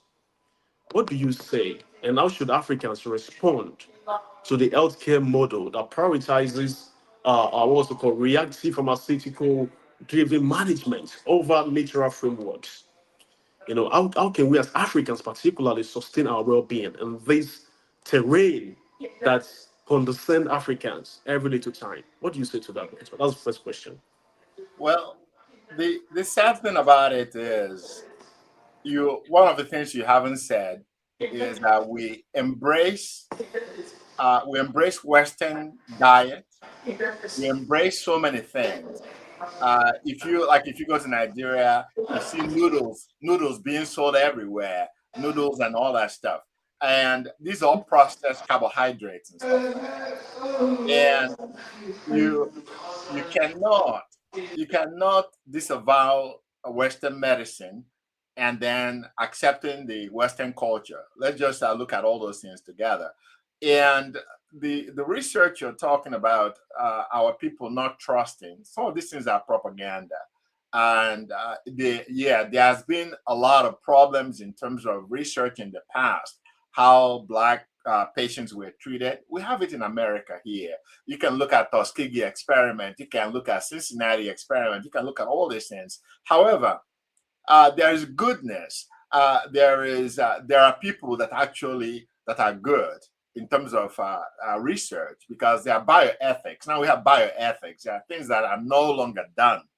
So if you look at current research methodology, there is also people embrace bioethics. But we should not discard Western medicine or Western research because we're not sure, we don't trust what they're doing. But we're buying all the medications that they're producing. We're doing everything. So what we need to do, what we have failed to do, is let's develop our own research methodology. Let's embrace our own researchers. Let's fund them. There are so many things that I treat here, but if you talk to Nigerian physicians, they have no idea. But these are some of the problems. If you look like some of the cardiomyopathies, heart failure stuff, there are some of it that has to do with genetic that is prevalent in West Africa that people don't even pay attention to. But here in America, the Black populations are being screened for it. Nobody does it in Africa. So we have to also seek our own independence and fund some of the research by ourselves. So we embrace certain things we want to embrace, then we discard all the other things.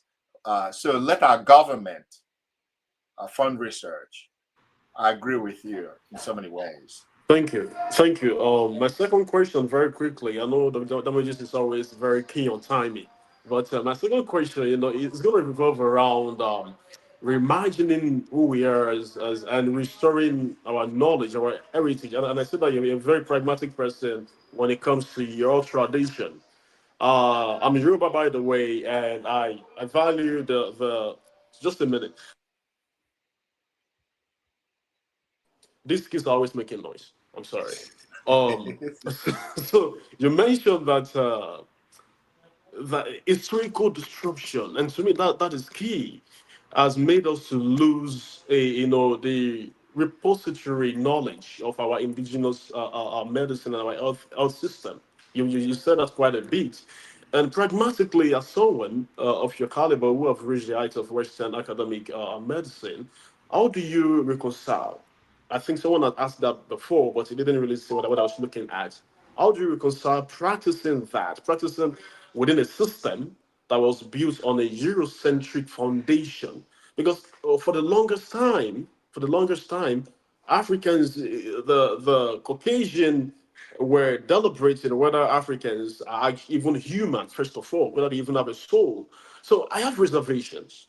I stay in the US, I work in the medical field. As an ethicist, I have reservations when it comes to the Western medication. You spoke about that quite a bit. But then again, how do we reconcile and how do you reconcile practicing in a Eurocentric foundation, with an urgent need to reclaim African medical self-determination, if you know what I mean? Well, it's funny how I look at myself.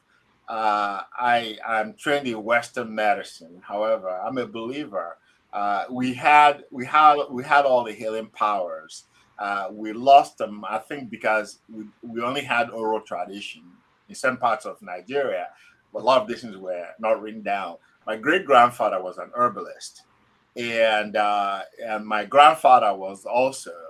And some of it, unfortunately, some people did not pass things down to their children. And also, some of those herbalists, their kids did not embrace what they did. And it doesn't mean that they didn't have the knowledge. But the unfortunate thing is, those special forests that we had in those days, some of them don't exist anymore. In my area, it may be in Western Nigeria where you still have a lot of forest and things like that.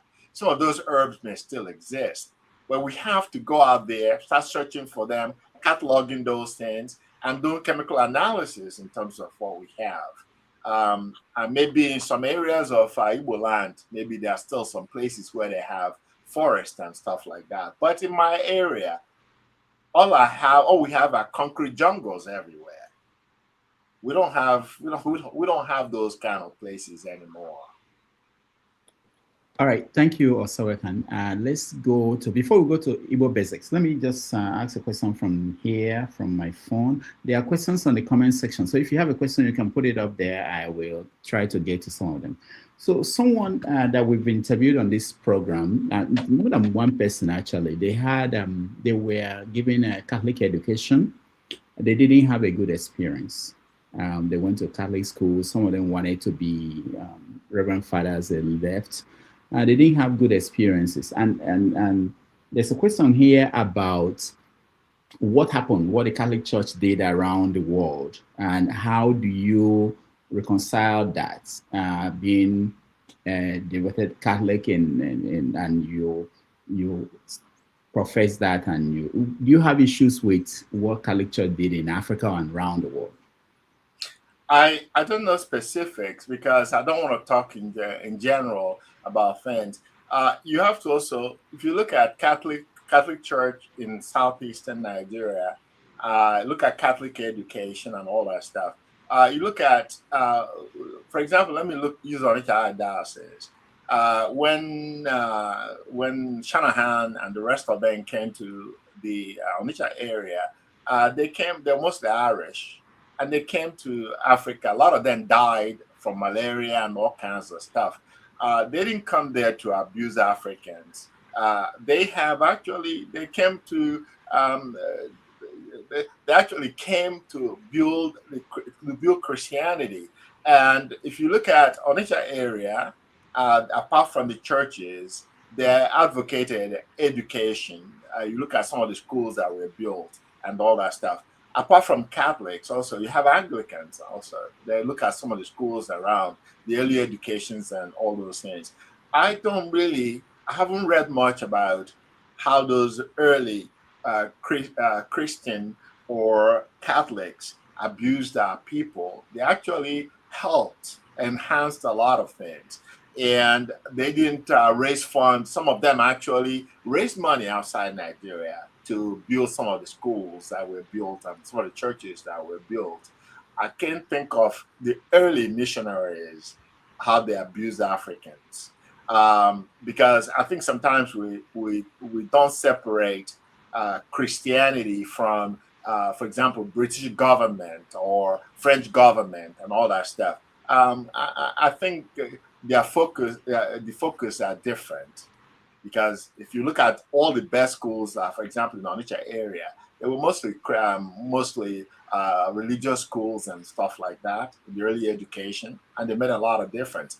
Whether they abuse some of our locals, I'm talking about the church itself, try to separate that from the British government, I cannot answer. I wasn't there. If it happened, our people weren't very vocal about it. If you look at the modern era, because I think the earlier people, a lot of them believed in what they were doing.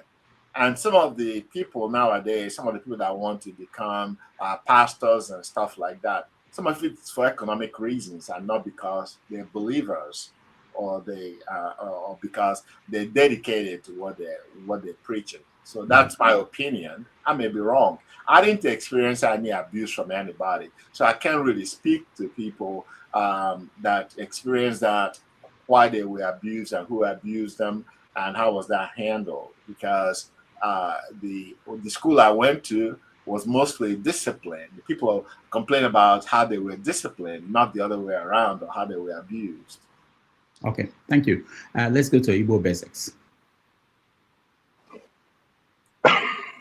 Good afternoon, Dr. Fidelis Mkparu. Yes. Dr. Damages, thank you so very much for bringing the gentleman to our forum, our platform. Dr. Mkparu, I showed up because when I was listening to you earlier on, you said you came to the US in 1977. What month was that? It was August. Oh, August 1977. All right, that interested me because you are people of my era. I would attempt to just have a brief conversation to the best of my ability, hoping that our viewers will be able to take away some knowledge of whatever you may call it, out of the conversation. You have presented well, and you have presented from a position of very serious knowledge, ranging from your secondary school days down to now. As a cardiologist, you are, I think, where are you, in South Carolina? Or Ohio. No, I'm in Ohio. I'm in Northeast Ohio. Yes, Northeast Ohio. Yeah. Okay, because you went to school in our people. Edda, I think KJ, you're here, you could confirm to that. I think Edda now became a part of Ebonyi State instead of Abia State. They carved it out of that place. A friend of mine, Dr. Carly Jim, is a cardiologist down in South Carolina, and you guys are in the same field. You also mentioned about AMPA, the Association of Nigerian Patients. No. I didn't mention AMPA. I'm not a member. Okay. Let me correct you. I did not mention AMPA, and I'm not a member of AMPA. Okay. All right. So I'll back up on that. It's there anyway. My interest is more on the area of the conversation you've had about traditional medicine. It's also in the area of when you came to America. In those days, you are aware that they used to send you off. I don't know whether they sent you off when you were going to America. I came to the US in January 1977. So right off the court, when you say 77, I could share with you that we came during a time when, as a matter of fact, as a Nigerian, you were welcome wholeheartedly. There used to be host families who would be more than glad to bring you in and show you the way until things have gone south by now. I'm sure you came during the time when Naira was still somewhere around maybe 60 kobo to dollar, or maybe 80 kobo to a dollar. In my time, it was 42 kobo to a dollar. I don't know if you flew Panam when you came, but I did fly Panam. When you came in, there was no opportunities for gari like we have it today, and all the rest, yam, everything else. You didn't have that opportunity. You probably was making biscuits, or maybe you probably lived through the era where you have to cut okra and then make stew and then mix it up. So the food comes into play also in that regard, in terms of what we eat. You delved into some of our cultural practices in terms of our feedings and our diseases and stuff like that we do suffer. You talked about the Catholic.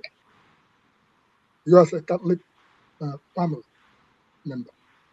I happen to be privileged to have married from a Catholic family. My wife happened to come from a family of 12 children, a solid Catholic family. And along the line, the things that, just like what the last speaker was questioning about the things that happen in Catholic, and you have presented very, very well. I will give an instance. In 1962, in Jos, northern Nigeria, I went to St. Teresa's Boys School, Jos. And this is for whoever to learn from that experience there. One of my brothers, he went on a Sunday and took a communion in the church. On the Monday of it, Mr. Kames, who was our teacher, they brought him to the classroom. That's discipline. They flogged him and each and every one of the classrooms up to class 6, class 7, as they used to have it in those days. That left an impression with me as far as when you say people are going to take communion. I kind of like shy away from that because of that experience. So the experience that people may have had, one way or the other, I'm not saying that bad things didn't happen or good things did not happen. I'm just saying that fundamentally, you talk about your character, which I will equate it to your chi. You cannot run away from your mbembe, which is you can't run away from your shadow, which is what made you who you are today. You are a cultural person You're not going to be anything other than that cultural person that you are. Everything else is an embellishment. Your education, whatnot, you are still the man from Ojo. And I'm very proud about that. So I wanted to thank you for presenting wholeheartedly. And for those who are asking questions about what would the generations to come think about what we are laying down. You're just doing what you're supposed to do. Whatever they think when their time comes. During our time, probably there was not AI, there was no computers and stuff like that. But as long as you are doing something genuinely from your heart of heart, everything else is an embellishment, as Dr. Moyene will say. So to me, today, I am glad to be sharing a forum with you. During your time, if you look back, I'm going to take that right off the top before I forget. That is Tizebrea Okorigomo, the last 4 times. And I'm sure in your time, whether you went to school in Onitsha or you went to school in Afikpo or something like that, during that era of secondary school days, there was the new masquerade. And you will remember that people used to gather anywhere there was a television to go and watch the new masquerade. And you can imagine the principles of which those people were laying down during that period of time. It hasn't changed too much, but the people of today have so much diluted, not just diluted things, they've really gone off the course. You talked about a time when somebody, if you wear trousers. Okay, Igbo Basic, we have to round up, sorry. I know that. I'm just going by, he understands exactly where I'm coming from.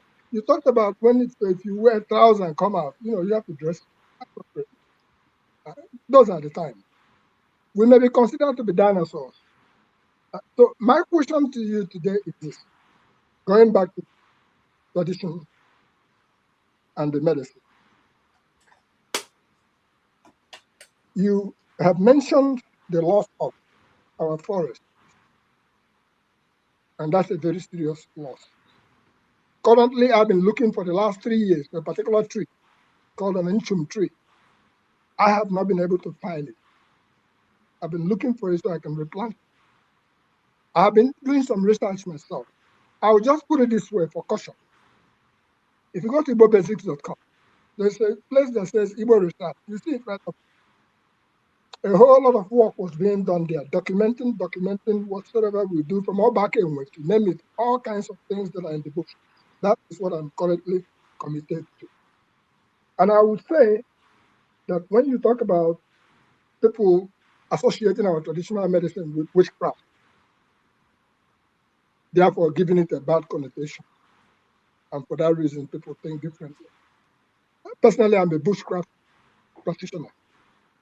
With all that said, you have been around the block. You probably have been at World Igbo Congress, one way or the other. You talked about Johannese. If you have been at World Igbo Congress, I probably may have come across you. So to round up, what can we do to collaborate with those who have not only knowledge of those herbs, I'm talking about you guys who are in the medical field, so as to be able to, individually, we are doing what we can on our own. But what can we do to make sure that these things are not only put down, so that the generations to come will be able to benefit from the research that some of us have done and be able to take it forward? All right, thank you, Igbo Basics. Dr. Mkparu. Well, I don't really think he posed any question per se. He laid out facts and made a proposal for the future. And I appreciate that. And like I said, there are things, people may think there isn't anything going on. There are things going on. And some of the limitations are lack of support at home, and then also lack of resources. Those are the things we're working on, and try to recover some of the lost things, because some of them still exist. But the question is finding them and making sure that we do the right analysis in terms of traditional medicine. That, like I said, And I'll be happy. I'll go back and look at your Igbo basics and stuff like that, and I'll reach out to you, and then I'll see what we can do, because everybody counts in a way that we look at things for the future, and everybody matters. And so I will reach out to you, I promise. All right, thank you. So sorry, though you are a cardiologist, Ogwa, which is what you call that, an Ogwa, which is eczema. Eczema. Okay. It's a common disease that we used to suffer in those days. Yeah. And I knew some things by the riversides that used to cure them. Okay. Have you been able to hone into, because you as a medical doctor, or cardiologist, which is in the medical field, everybody will assume right off the top that you know everything about medicine, even if I'm suffering from Oxenbook. Well, my concentration and my priority are the things that will kill. Eczema doesn't really kill. Those are what I'm saying is, in terms of the focus, we'll get there. We have to lay foundations and focus on things that will kill people immediately and try to work on those. And then, for example, people like yourself that have all this knowledge will tap into it. But my goal is to focus on the things that can cause immediate demise on our people. We're just trying to prevent death and all that stuff. Skin issues are going to be beneficial, but that's a little bit something that like somebody like yourself that already has the knowledge will tap into it in the future. All right, thank you, Igbo Basics. This is a question from the comment section. It says, why is it that most Igbos in the US know little or nothing about Igbo landing? A lot of us do know a lot about Igbo landing. Yeah, how does he know that we don't know? I don't know. I think what I take out of Igbo landing is the determination. It has nothing to do with. Let me just tell you something. Sometimes we say the Igbos and stuff and all this stuff. I will say that the determination of Africans, the determination of Black people, and what is interesting is that some people will rather not live than to submit to subjugation. So there are so many things about Africans that are universal, and maybe things have changed recently. Just the determination. Some races would have been wiped out in slavery, but Africans survived and thrived. So I understand. I don't want to emphasize, because sometimes let's not give it ethnic coloration. It just, what I take out of it is the determination of Africans and Black people to survive. That is what I take out of it. All right. There's a question here to my phone from somebody. Says, you visited one of the oldest Catholic shrines in the Americas. That person must have been following you. So they said, in an increasing secular world, how do you handle passing the same faith down to your own kids? Did you have to bend it a bit to make it land with their generation? Are your kids, are they Catholics? And I was there with my whole family. Okay. I was in Dominica. Everywhere I go, my kids and my grandkids have to go. If they don't go, I usually don't go. So we were there. I was there. My wife was there. All my children were there. My son-in-laws were there, and all my grandchildren were there. That's how we roll, as Americans say. That's how we roll. We roll together. So we appreciated it together. We learned the history of the place together and all that stuff. And we debate about things. And we're individuals. We're different in so many ways. But we discuss it politely with each other. We don't all believe in the same thing, but we believe in one thing. Actually, we believe in multiple things. We believe in family. We believe in obligation to the family. We believe in the fact that we're Africans. We believe that we're Nigerians. And we believe that we're Igbo people. So that's one thing we all agree on. Everything else is negotiable and debatable. Now, along that line, have you been to the Vatican? Of course I have. And all my family, all my kids have been there. So we had a guest here who went to the Vatican, and he said, I've never been there. He went to the museum they had there, and he found African gods, what Africans used to consider their gods, all in the Vatican, hidden in their museum. Did you see that? And what do you make of that? I don't know. It all depends on how you define gods. And I cannot attest to something I didn't see. I cannot say I don't know how that person defined God, because in Igbo tradition, there is God, which is Chukwu, the Almighty, and there is also Chi, which is everybody is believed to have a personal God. You may in Christianity you may say my guardian angel or whatever you want to define it, but nobody has ever depicted how Chukwu looks like, the Almighty God. I don't think any Igbo person has ever defined or shown how Chukwu looks like, because we look at it as the Almighty. That's the main man. You can look at your deities and stuff. The deities are regarded as the messengers of God, not God himself, because I think there's a misconception. Okay, so let's say what he was referring to was African artifacts, and some of them are the ones that people call deities. And so, but what do you feel about that? The fact that when they came to Africa, they said that these things are worthless, and they ended up taking them and kept them in the Vatican. I think what you're looking at is you're looking at, if you go to a lot of museums all over the world, you see African artifacts. And I don't think they just are portraying the culture of the people, and then also the art and the handwork of the people in terms of cultural stuff. That's cultural depiction. I don't think I've ever seen that what you're describing in Vatican Museum. But if you go to any museum all over the world, you see artifacts from all over Africa.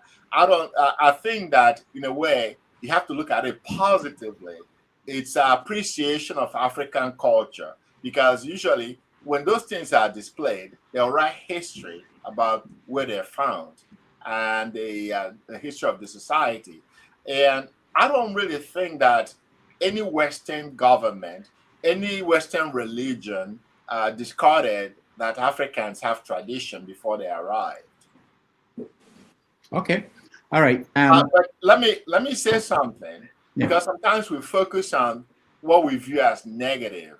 In my area, before Christianity, twins were discarded, and Christianity was one of those things that brought up the issue that twins are okay. I remember one of my cousins. My mom called him Iboa de Mma, which means two is good. Yeah, so these are some of the things that some of our ways, if you look back at it, that wasn't something for us to be proud of. So we're just an interchange in knowledge and appreciation. Okay. Let's not focus on only the negatives. Very good. We're going to take a break, and then we'll come back and round up. But before we go, there's this question I want to get. A short question. Who is speaking? Based on what you said about the twins, I wanted to know if you know anyone personally that discarded these twins, or he heard a relative. I mean, not just story that he heard. Just want to know. Well, there's a lot of books that have been written about twins in Igbo land. I can only speak about Igbo land. Like I said, some of my cousins, before my parents' time, twins were discarded. I remember a book from many years ago. It's called Twins of the Rainforest. I don't know if you remember that. And I still have a copy. I will find my copy in my study here, and then try to see if I can share it. Yeah, it's called Twins of the Rainforest. Oh, okay. Yeah. By who? Who is the author, please? It's by Ukoli, Neville Ukoli. Yeah, yeah. So I have all kinds of books here. I don't only read medicine, I read other things too. So, yeah. All right. One last question before we take a break. Sorry, Dr. Dameji, before you bury the subject of the things that they were taking away, let me impute that, traditionally speaking, some of those things that were being carted away, if you go and research the content of them underneath, probably there are some very extraordinary minerals that could move the earth. And for that reason, for those who know the value behind what you may call a patara or what you may call it, or whatever you may call it, they take that. They tell you it is useless. Just like somebody will go to a village and excavate a whole lot of artifacts and tell you that these things are so bad. But in the meantime, nobody has told you the mineral value of what was used to craft those things. So that is what we should be looking at each and every time we come across any of these type of subjects. All right. Thank you, biophysics. Let me, one last question before we take a break. You made a post on Facebook of your younger self wearing an untucked shirt, and your dad telling you a gentleman dresses to represent his family. This person is following you very well. How do you look at that now? And watching how Gen Z dresses, do you feel like that mindset is actually dying out, or has it changed shape? Well, let me start from primary school. And also, let me start from one. There's a little photograph I have when I was 2 years old, and I had suspenders and that stuff, and my shirts were tucked in. So that was their generation. To be proper, I guess they embracing Western culture in a sense. A gentleman always dresses well, tucks his shirt in, and stuff like that. So that's part of growing up, the growing up process, and everything else. Even in secondary school, if you wear your shirt untucked in my school, you face consequences for that. So those were it may be generational thing. It was just a joke in the sense that that's a way of finding freedom in undergraduate school. I was walking around with my untucked shirt and stuff like that. So I was mocking myself in a way. That's just the way I look at it. Just not being proper and being rebellious in a way. All right, we take a break. We'll come back. Alvin, there is not my aunt here for 5 minutes. She didn't. Okay, go ahead. What do you want to say? Anyway, I just want to say very quickly to what Doctor said, that look, it's very easy for people to throw the baby out of the water because they're angry at Christianity or looking at history from a single lens. Because out of sheer ignorance, very often we get caught up in the real damage done by imperial overreach. But I want to say that the reality is that the Christian ethics, Catholicism, Anglicanism, or whatever zim it is, step into some genuinely dark place in our community, and they stop some really horrific things that we were doing culturally, that wasn't really morally right, that we thought was right anyway. But we must look at these things from the perspective that no matter the construction that we try to do about Christianity, there are still so many positives it's brought to our land. That must be overemphasized, because it appears that we don't do that often. Just to say that. Thank you. Thank you. All right, thank you so much. So we take a break. We'll come back. I see NSS is here, Stay Humble is here, Michael is here. We get to them and you give us your final thoughts. If there's chance or time, we can also get second questions from those that already asked questions. So let's take a break.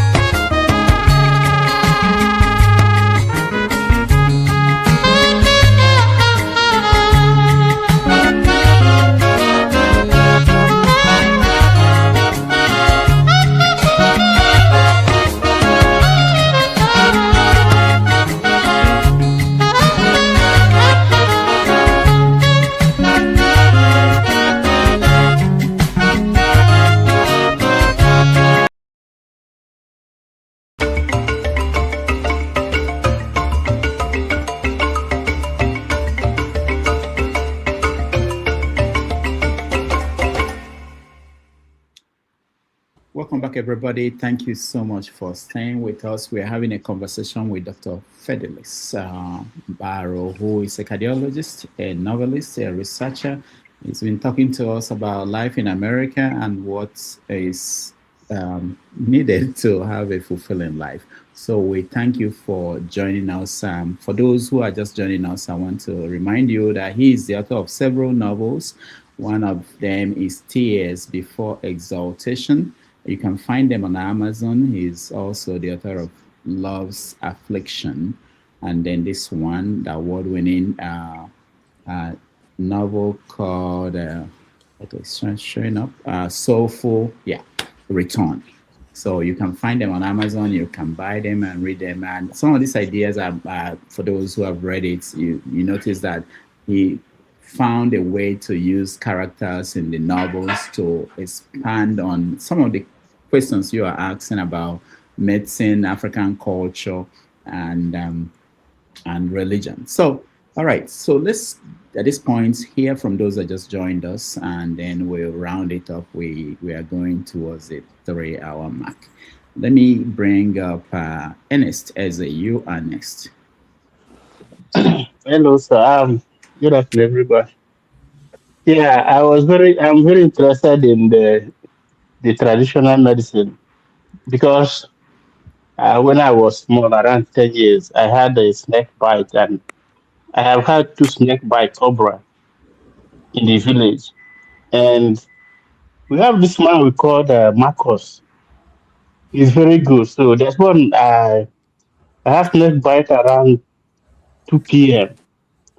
So around 6 p.m., my mother came back and took me to that man. So he gave me small thing like sap, like a teaspoon to drink.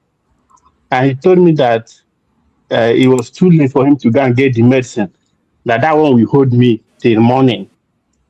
So in the morning, I took the thing and I still had pain, but before I was sweating with a lot of fever.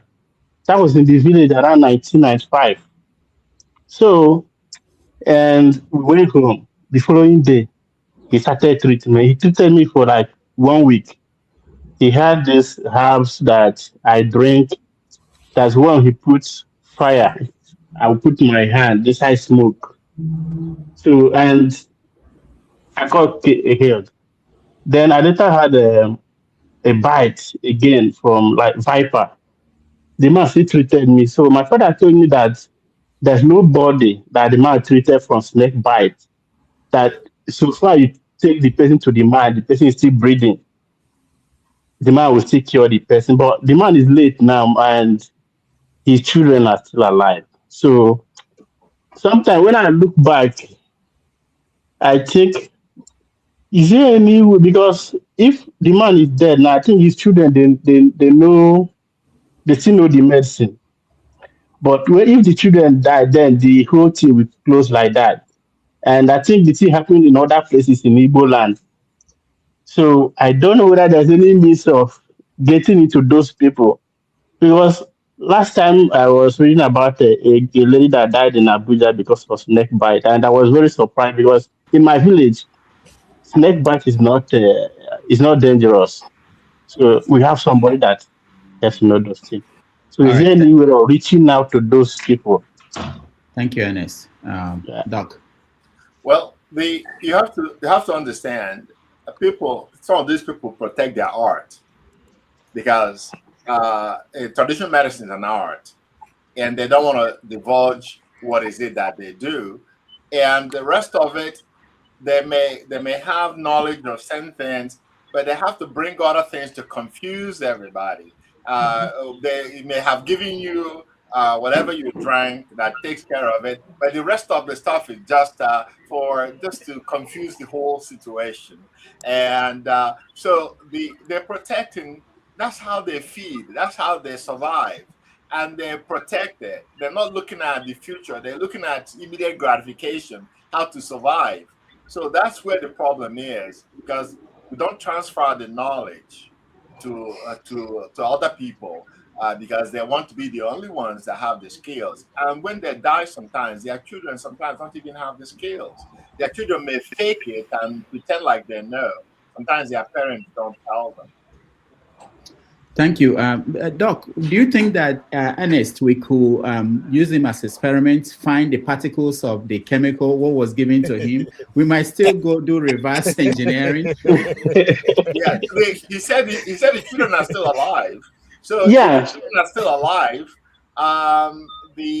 the most important thing is Igbo Basics is also has spent time in this stuff. He may reach out to him and go back and get some of those things, because it seems like he's been on the ground. He knows more about listening to his dissertation. It seems like he knows a lot more than I do. So I'll defer to him, because this seems to be an area that is very conversant with, and it can reach out to the children. And if we can find those leaves, we can do chemical analysis to see the compounds they contain. Okay. Yeah, I can reach out to the village. If we know the village from which those people come from. It's okay. Yeah, it's my village. We'll connect you to Ernest, and then yeah, it's my village, and I still have one of his son as my Facebook friend, so I can reach out to him. All right. Dr. Damages, before you cut it off, the reason why I was bringing that, sorry about that, is that yesterday I took a Yoruba family to a farm here in New Jersey, including a little boy along with them. And I listened to conversations, and it was bearing on why is it that some of those, our traditional things that was being done have been abandoned, or there are no survivors, or their families don't follow up. We talked about the Canadian. We talked about, I'm talking about in a farm here in New Jersey, where we are, it's called Hallock Farm, where you go and pick your own things that you want. But the crux of the matter was that for each family, like a Canadian is almost history now, take Nanakalo Star Pepper Mill, which Abia State is trying to revive the Star Pepper Mill itself. And the Iba Boy system, all these things come back into it. So we shouldn't just dismiss it like that. We should be able to know from the children of that man, and these things you are talking about, we can be able to put a handle on it. Maybe some of them are not interested or didn't follow the same line that their people told. But I know that in my village, some of their children ended up being what you call it, the people who like orthopedic doctors. Orthopedic doctors. Right? All right, we have to go because of time. I know you have a lot to say, but let's go to the next person. Take it while you can. And Dr. Mkparu, please get in touch, because we don't have much time to lose. All right. I will, I promise. All right. Stay humble, Jonas. Yeah, thank you very much. Good evening, everyone, depending on where you are. And I really appreciate the opportunity to interact with our guest. You're welcome, sir. Thank you. And I also appreciate the panelists and those in the comment section. I have gone through your profile, and I can say that I'm impressed, by what you've achieved in medicine, especially, and in other spheres of life. I am also more impressed by the fact that you put some things into writing. Today we lost a professor in my school, who taught us, and those days he used to boast that he was the one that was able to put some of the things into writing among his colleagues. So it's good that you put some things into writing, because that's what we don't often do. We might have a lot of knowledge and a wealth of experience, but we might not be able to put some things into writing. And all the things we know will just be lost, with us. So, kudos to you for doing that. The questions that I will ask you will take a different tone.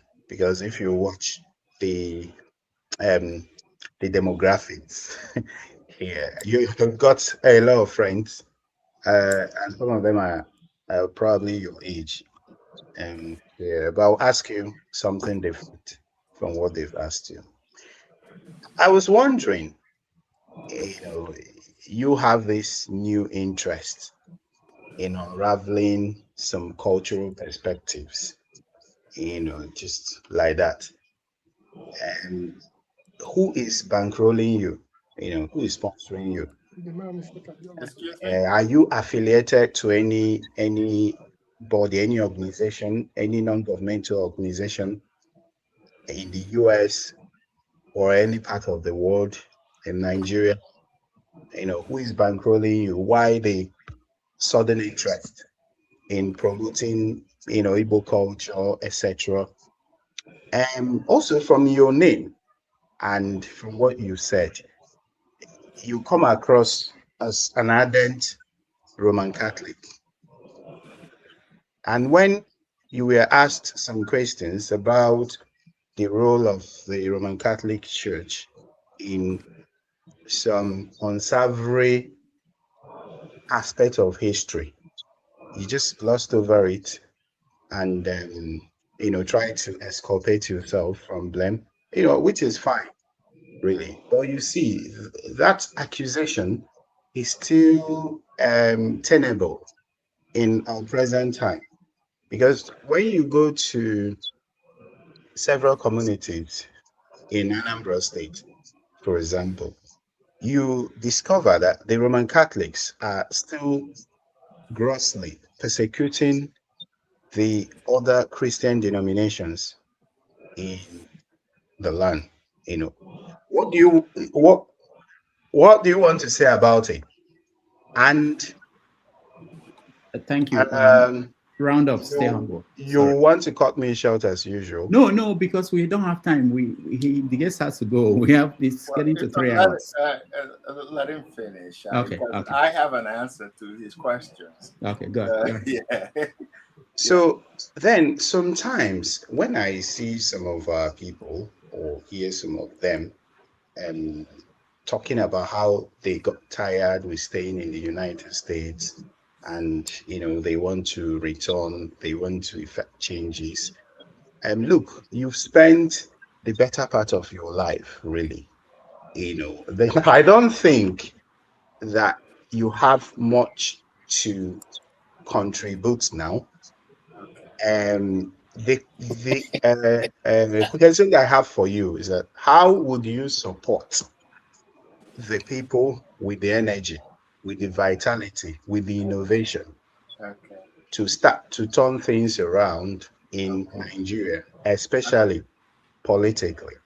Can I answer your question? No, it's not one question, please, because we don't have time. Sorry. So many questions. You pose so many questions, and let me just tell you one fact, which you're wrong. Number one, nobody's bankrolling me. I don't know what you mean by that, but nobody's bankrolling me. I'm not a politician that people bankroll. I'm not seeking for any political office for people to bankroll me. I am self-sufficient. What I have is good enough for me. I don't want more than I have. Just to tell you one thing. You said that I don't have energy anymore, that I'm washed up, or whatever you want to put it. I'm not washed up. I'm just beginning. Because sometimes you think that youth has all the knowledge. They don't. I've been here long enough, but I've been in Nigeria more than you have been. There are times I've been in Nigeria multiple times a year. Even when I was in undergraduate school, I was in Nigeria every year. And let me tell you something that will break your poor heart here. When I left Nigeria, my soul stayed behind. It didn't go with me.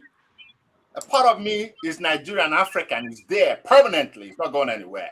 My umbilical cord was buried in my hometown. It's not going anywhere. I am an African.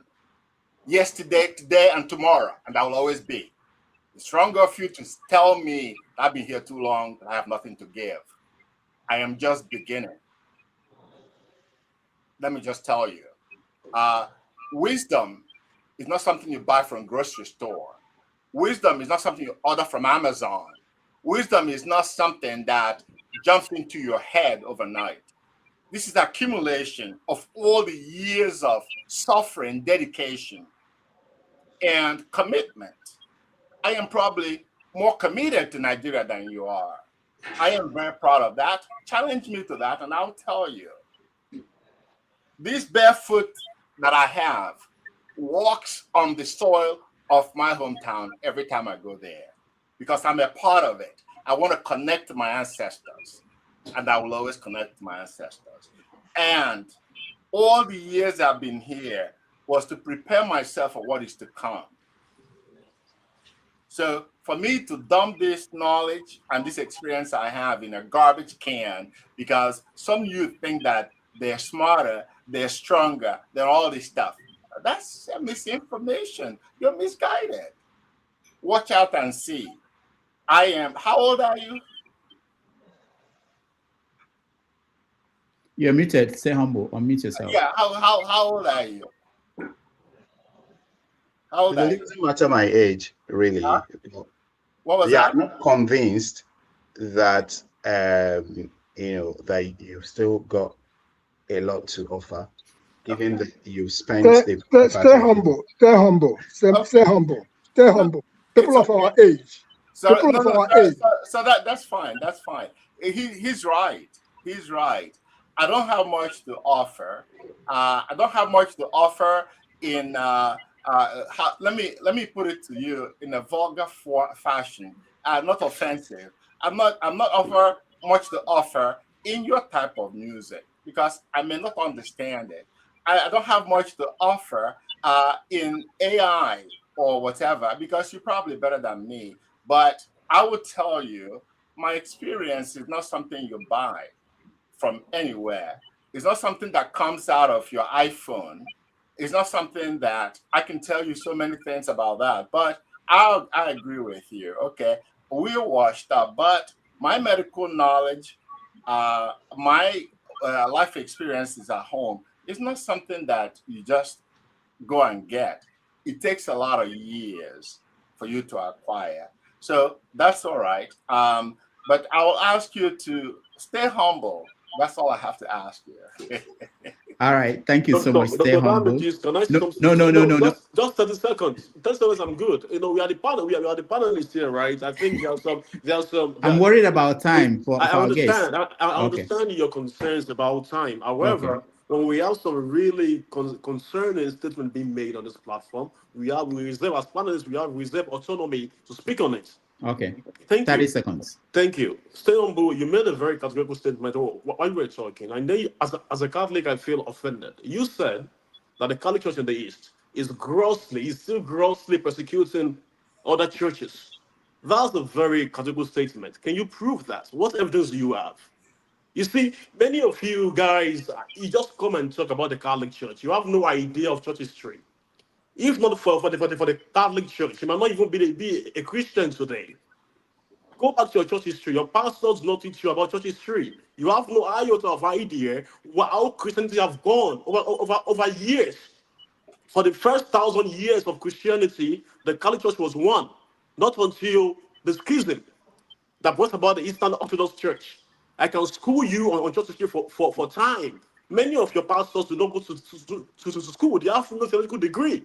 But you come here as a Christian, then you're saying that the Catholic Church in the East is persecuting the Christians, making a very broad statement. I'm not disputing your experiences, but I'm saying that probably you have one experience does not justify a general observation. Don't do that again. Thank you so much.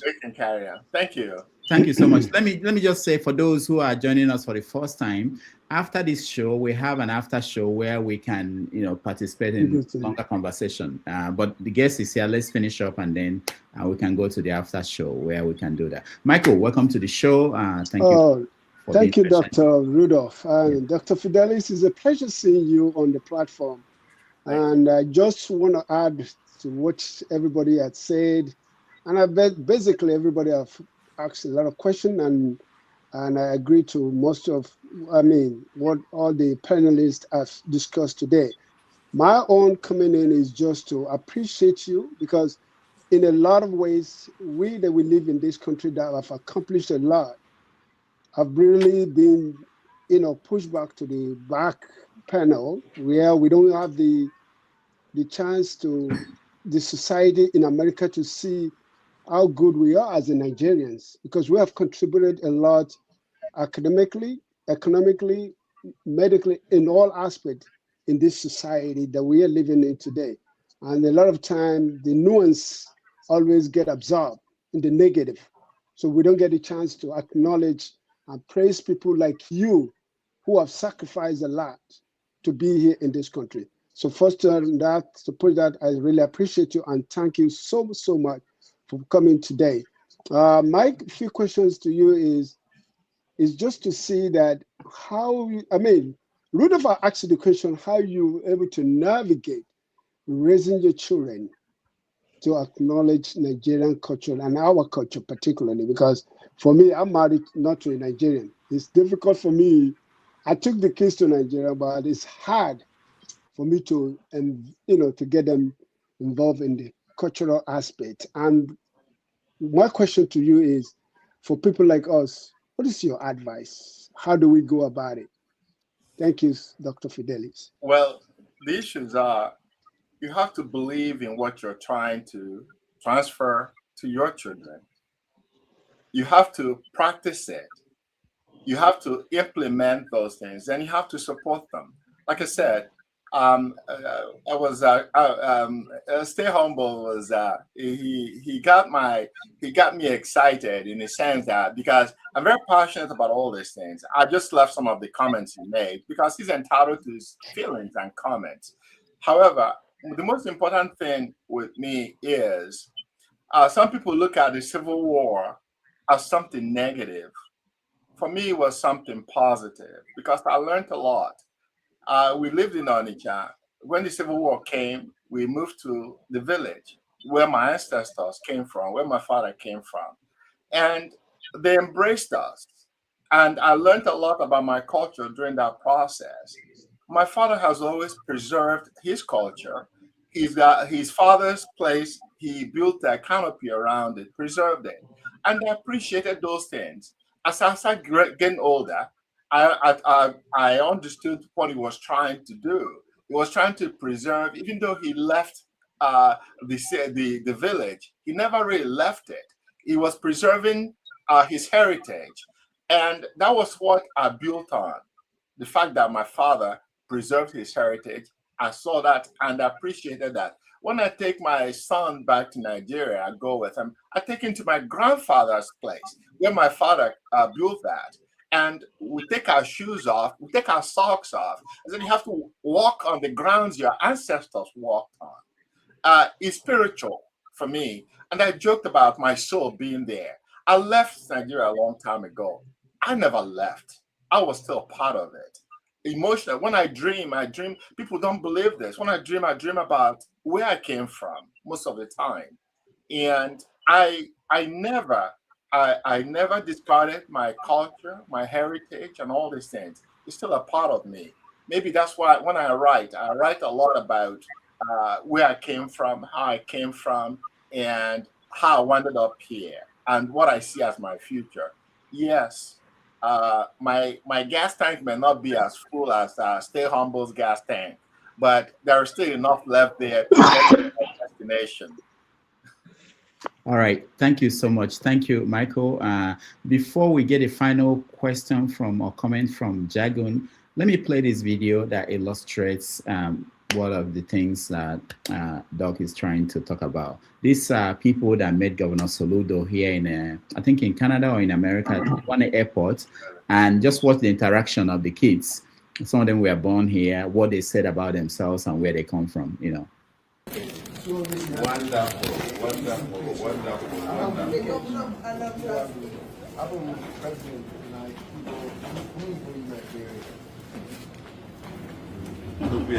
Sorochi Vanseko. Sorochi. Vanseko. I will find you.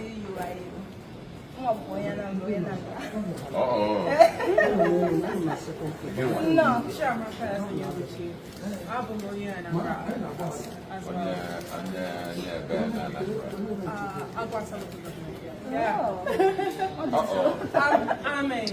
Ames. Yeah.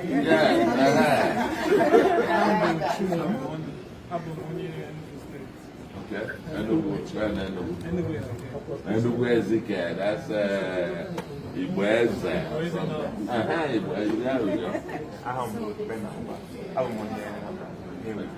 Newi. Bambam.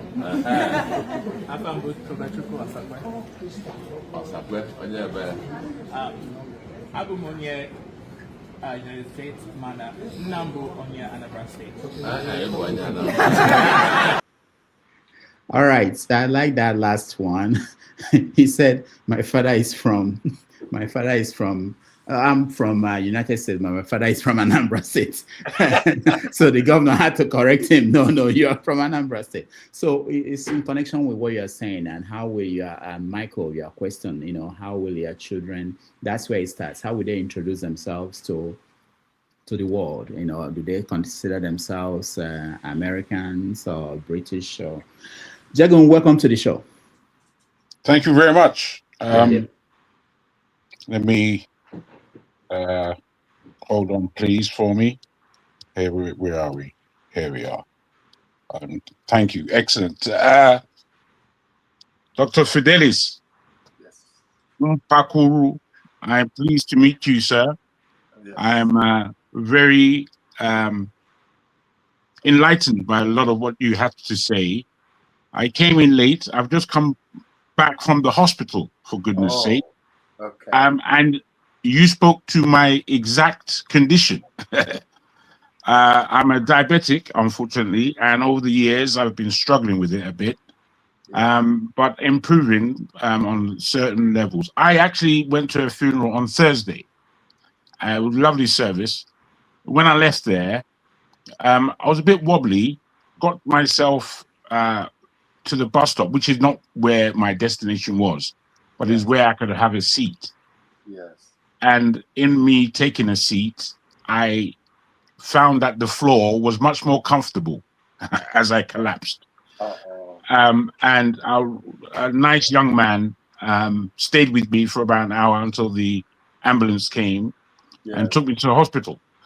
In the ambulance, I threw up, and after I had thrown up, I felt very much okay again.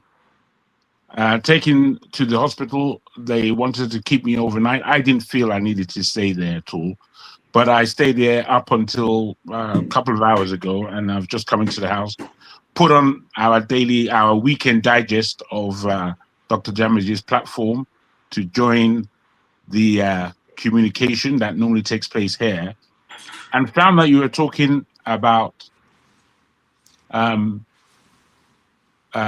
the blood sugar situations that we find ourselves in from all kinds of reasons.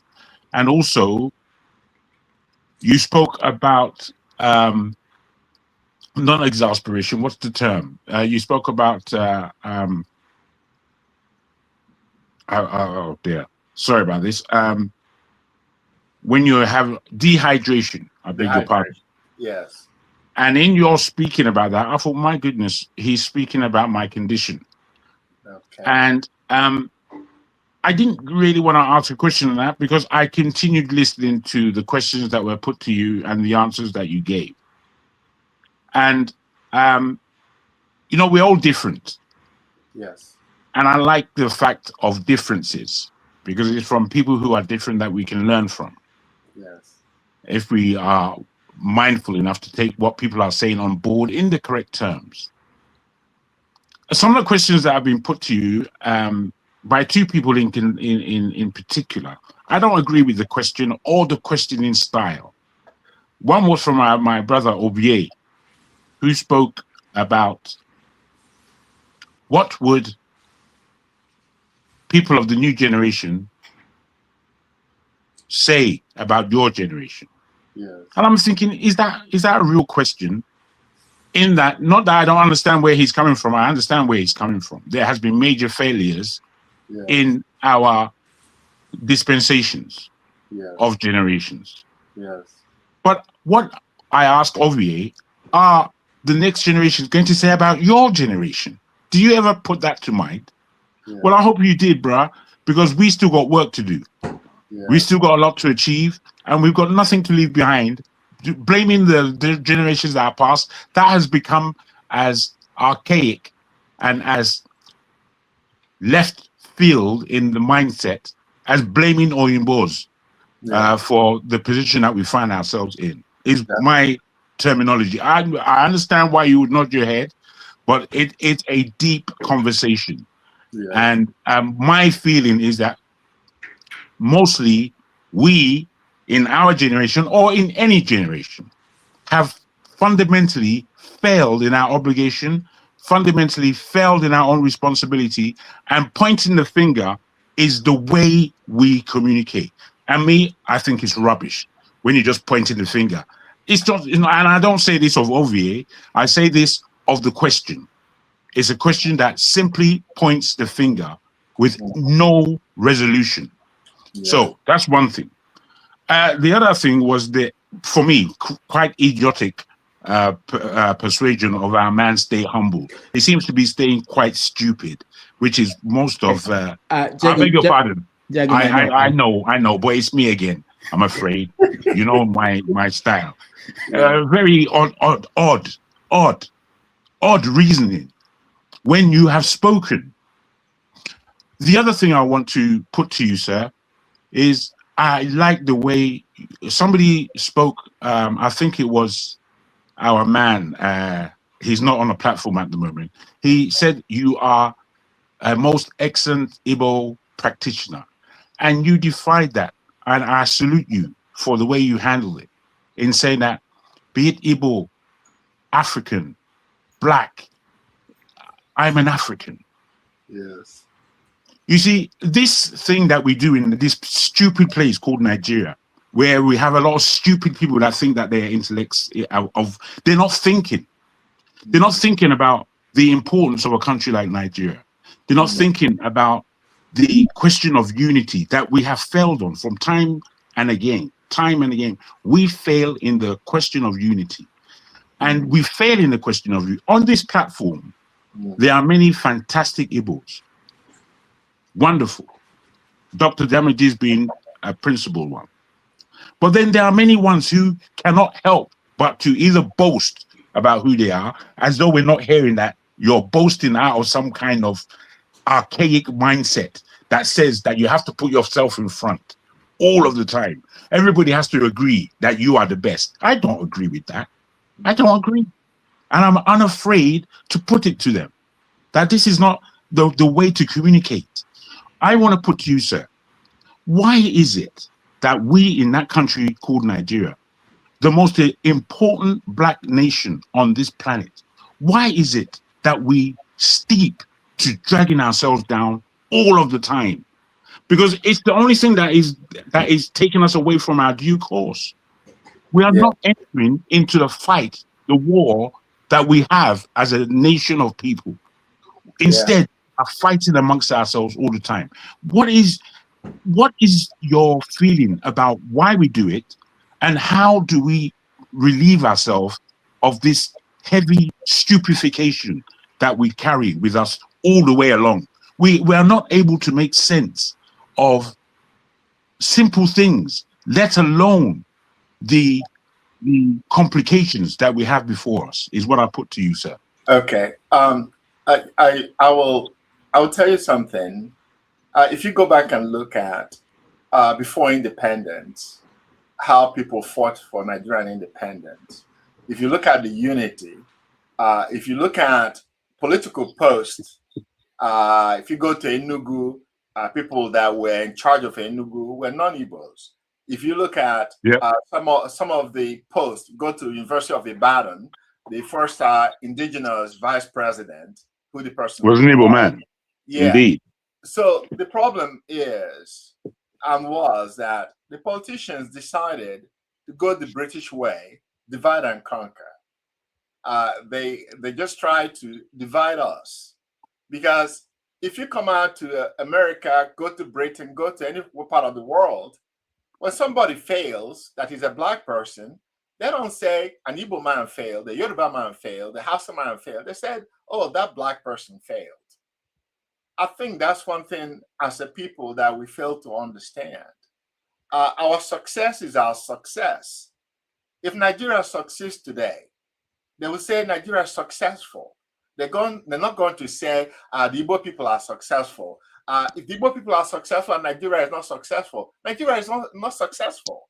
So if a Yoruba person is successful and Nigeria is not successful, Nigeria is not successful. So we fail to understand that we're in this fight together. Yeah, it doesn't matter what I'm doing. I said this before, it doesn't matter what I'm doing inside my father's compound. Eventually I have to come out. It doesn't matter what you're doing in the Southeast or doing somewhere. Eventually you have to interact with each other. We have not learned how to harness all the talents we have to move forward. That's the problem. All right. Thank you, Jagun. Doc, I have to bring in one more person. He joins us from Nigeria, so we value those who are joining us from Nigeria. All the other ones are eating burger somewhere in Europe or America. So let's hear Maska. Maska, welcome to the show. Thank you so much, Mr. Rudolph. I really don't have a question. I joined because the last statement the gentleman made really gladdened my heart. So I just wanted to jump in and thank him and appreciate him so much. I've always said, the world doesn't look at us within the lenses we see ourselves. We are all seen as Black people. The earlier we understand that, the better. And thank you for just bringing that to the fore. And I really appreciate you, sir. Thank you, sir. Thank you. Thank you. All right, Dr. Mkparu, let me give you the chance to give us your final thoughts. While you are doing that, maybe you can tell us what do you think a 17-year-old Felix will tell the doctor that is facing us today? You know, what did anything change, or did you learn? What did you learn in life? You know, if someone says to you, what are the lessons you've learned in the last 49 years you were in America? Let me tell you something. The way I look at life, my life. Every day I wake up, I tell myself I want to be a better me today than I was yesterday. And when tomorrow comes, I tell myself I want to be a better me. Nobody's perfect, and you never. Only God is perfect. We work to try to reach that perfection. We'll never reach it, and sometimes we have doubts about our capabilities, but we never give up. I always tell somebody, even Jesus Christ himself, for Christians, even Jesus Christ himself, the night he was killed, he wasn't so sure. He asked God, if it's possible, let this pass. He was very unsure of himself at that time. Then he collected himself and said, thy will be done.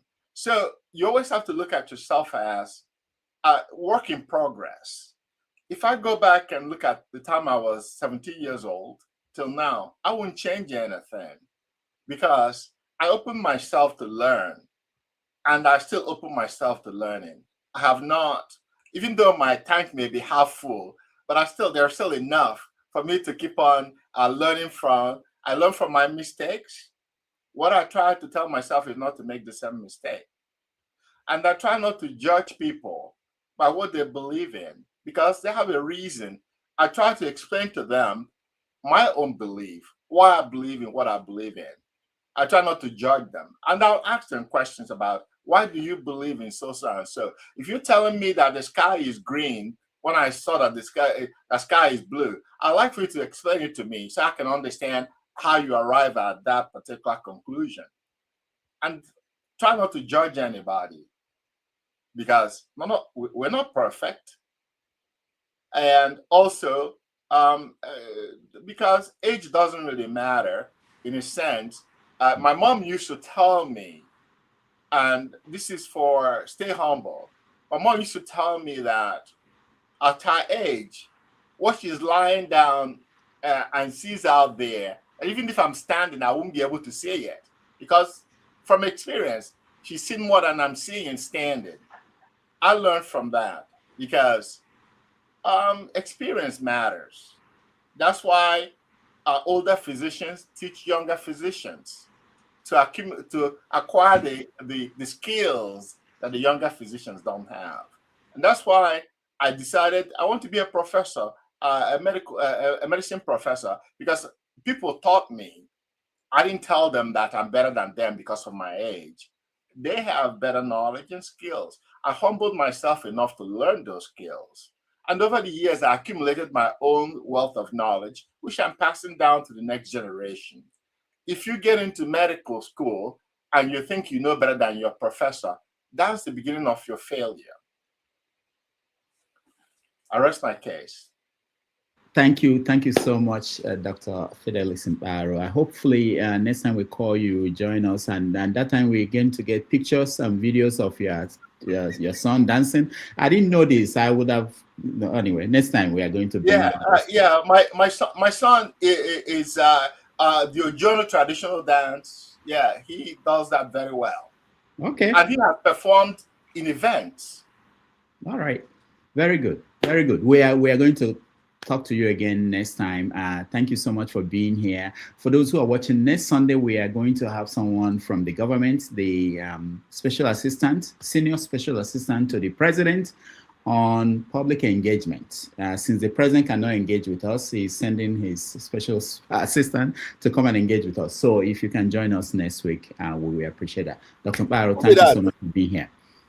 Thank you, everybody. You guys have a wonderful evening. All right. Thank you. Let's take a quick break. Thank you so much. And we then conclude the show, and we are going to have the normal after show with KJ. So stay back. Dr.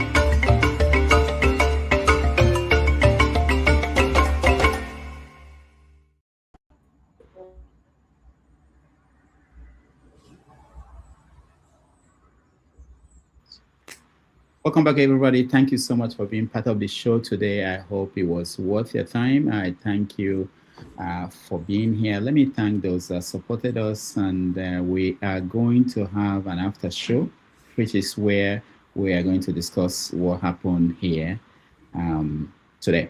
I want to thank Team Majek for your support, and also Team Majek, the same Team Majek. So thank you so much for supporting us today, and I hope you guys will join us next week for another interesting edition of 90 Minutes Africa. Ovie, thank you so much for being here. You is welcome. Yeah, Chris, thank you so much for being here. You made my day. Jagun, thank you so much for being here. And Maska, thank you so much for coming. Let me thank Excellent as usual, Dr. Davide. Yeah, those that helped me behind the scene. Igbo Basics, thank you so much for being here. Ernest, thank you, KJ, and all the people that showed up. Those that helped behind the scene, Ngozika, who is one of our producers, Ola, who is a digital graphic designer, Ebike, who is one of the producers, and of course the executive producer, who is Sho. I thank you all and all the people behind the scene helping out. We see you on Saturday for another edition of Have Your Sorry, Safety. Dr. Damenji, the name of the guest for the government, what will be the person name? Frederick Nwabufo. He is Frederick Nwabufo, Special Assistant to the President on Public Engagement. He's going to tell us why he's running for second term and why we should vote for him. Yeah. Mr. Rudolph, when is me and Chris going to have this debate on this ethnicity? I will sponsor that section. I'm supporting that section with $2. I'm not looking for. You have forced me now. I'm looking for more opportunity. Jagu, stay out of this, okay? Stay out of this. Chris, do you want to debate? Let me share my number. Anytime, any day. Oh, it's serious. Okay. Chris, on the private chat, I'm sharing my number. I don't have your number, so you can... Chris, for agreeing to the debate, additional $2. That's $4. I support. So, Chris, you can send me a message. I will connect. I will talk to you on Master, and we agree on when to do that, what time, Friday. I'm always ready. I don't know what the discussion is about, but I'm on Master's side.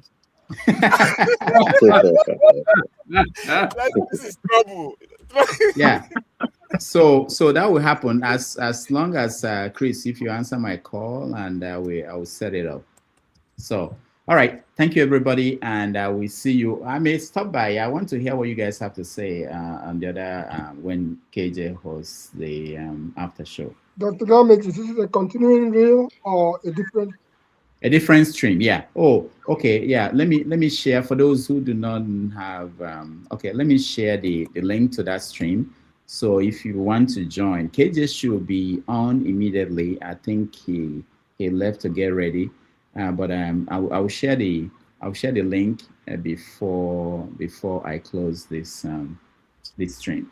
But again, thank you. It's not. I don't take it for granted that when we open this studio every time you guys come in and make it more interesting. I appreciate that all the time. So let me share it for those who want to. This is the link is on the comment section.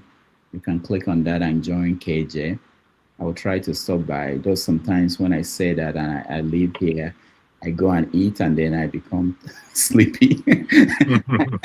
I end up not showing up, but my plan is always to show up and listen to what you have to say. All right. Dr. Damages, if any of you younger ones think that we are dinosaurs now, I would say. I hope Stay Humble will join the after show because I really want to hear. If only Stay Humble knows in generation before they will get power, I ain't go down it 70 years.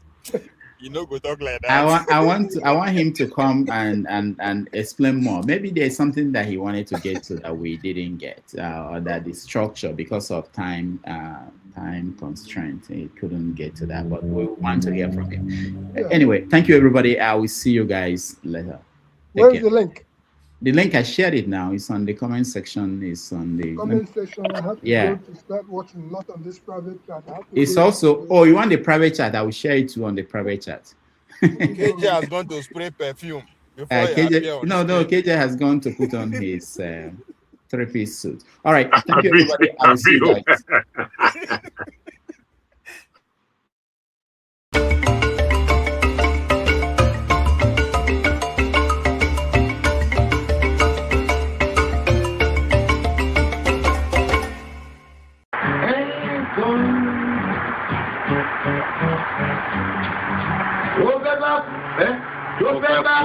Tó fẹ́ kú torí ẹ̀ o.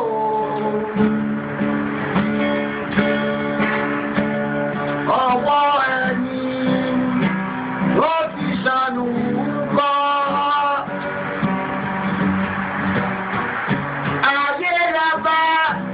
Ayé la fi sílẹ̀ sí. Lọ́nà èèyàn. Thank you so much for watching. Thank you. Have you subscribed? Yes, you. Have you subscribed? You. Yeah, before you go, click. It's free. Click. Just that's it. Have you subscribed? You're laughing. Have you subscribed? Have you subscribed? Thank you. Thank you. Thank you. Hey, madam. Thank you so much. I can see you. We have to get to 100,000 subscribers. By the end of the year, how are we going to do that if you don't subscribe? Yes, you. Yes, you're about to click off. Why? Have you subscribed? It's free. If you don't, ask your son, ask your daughter how to. Just one click. Thank you. I see you. Aha. Thank you very much. I'll see you tomorrow.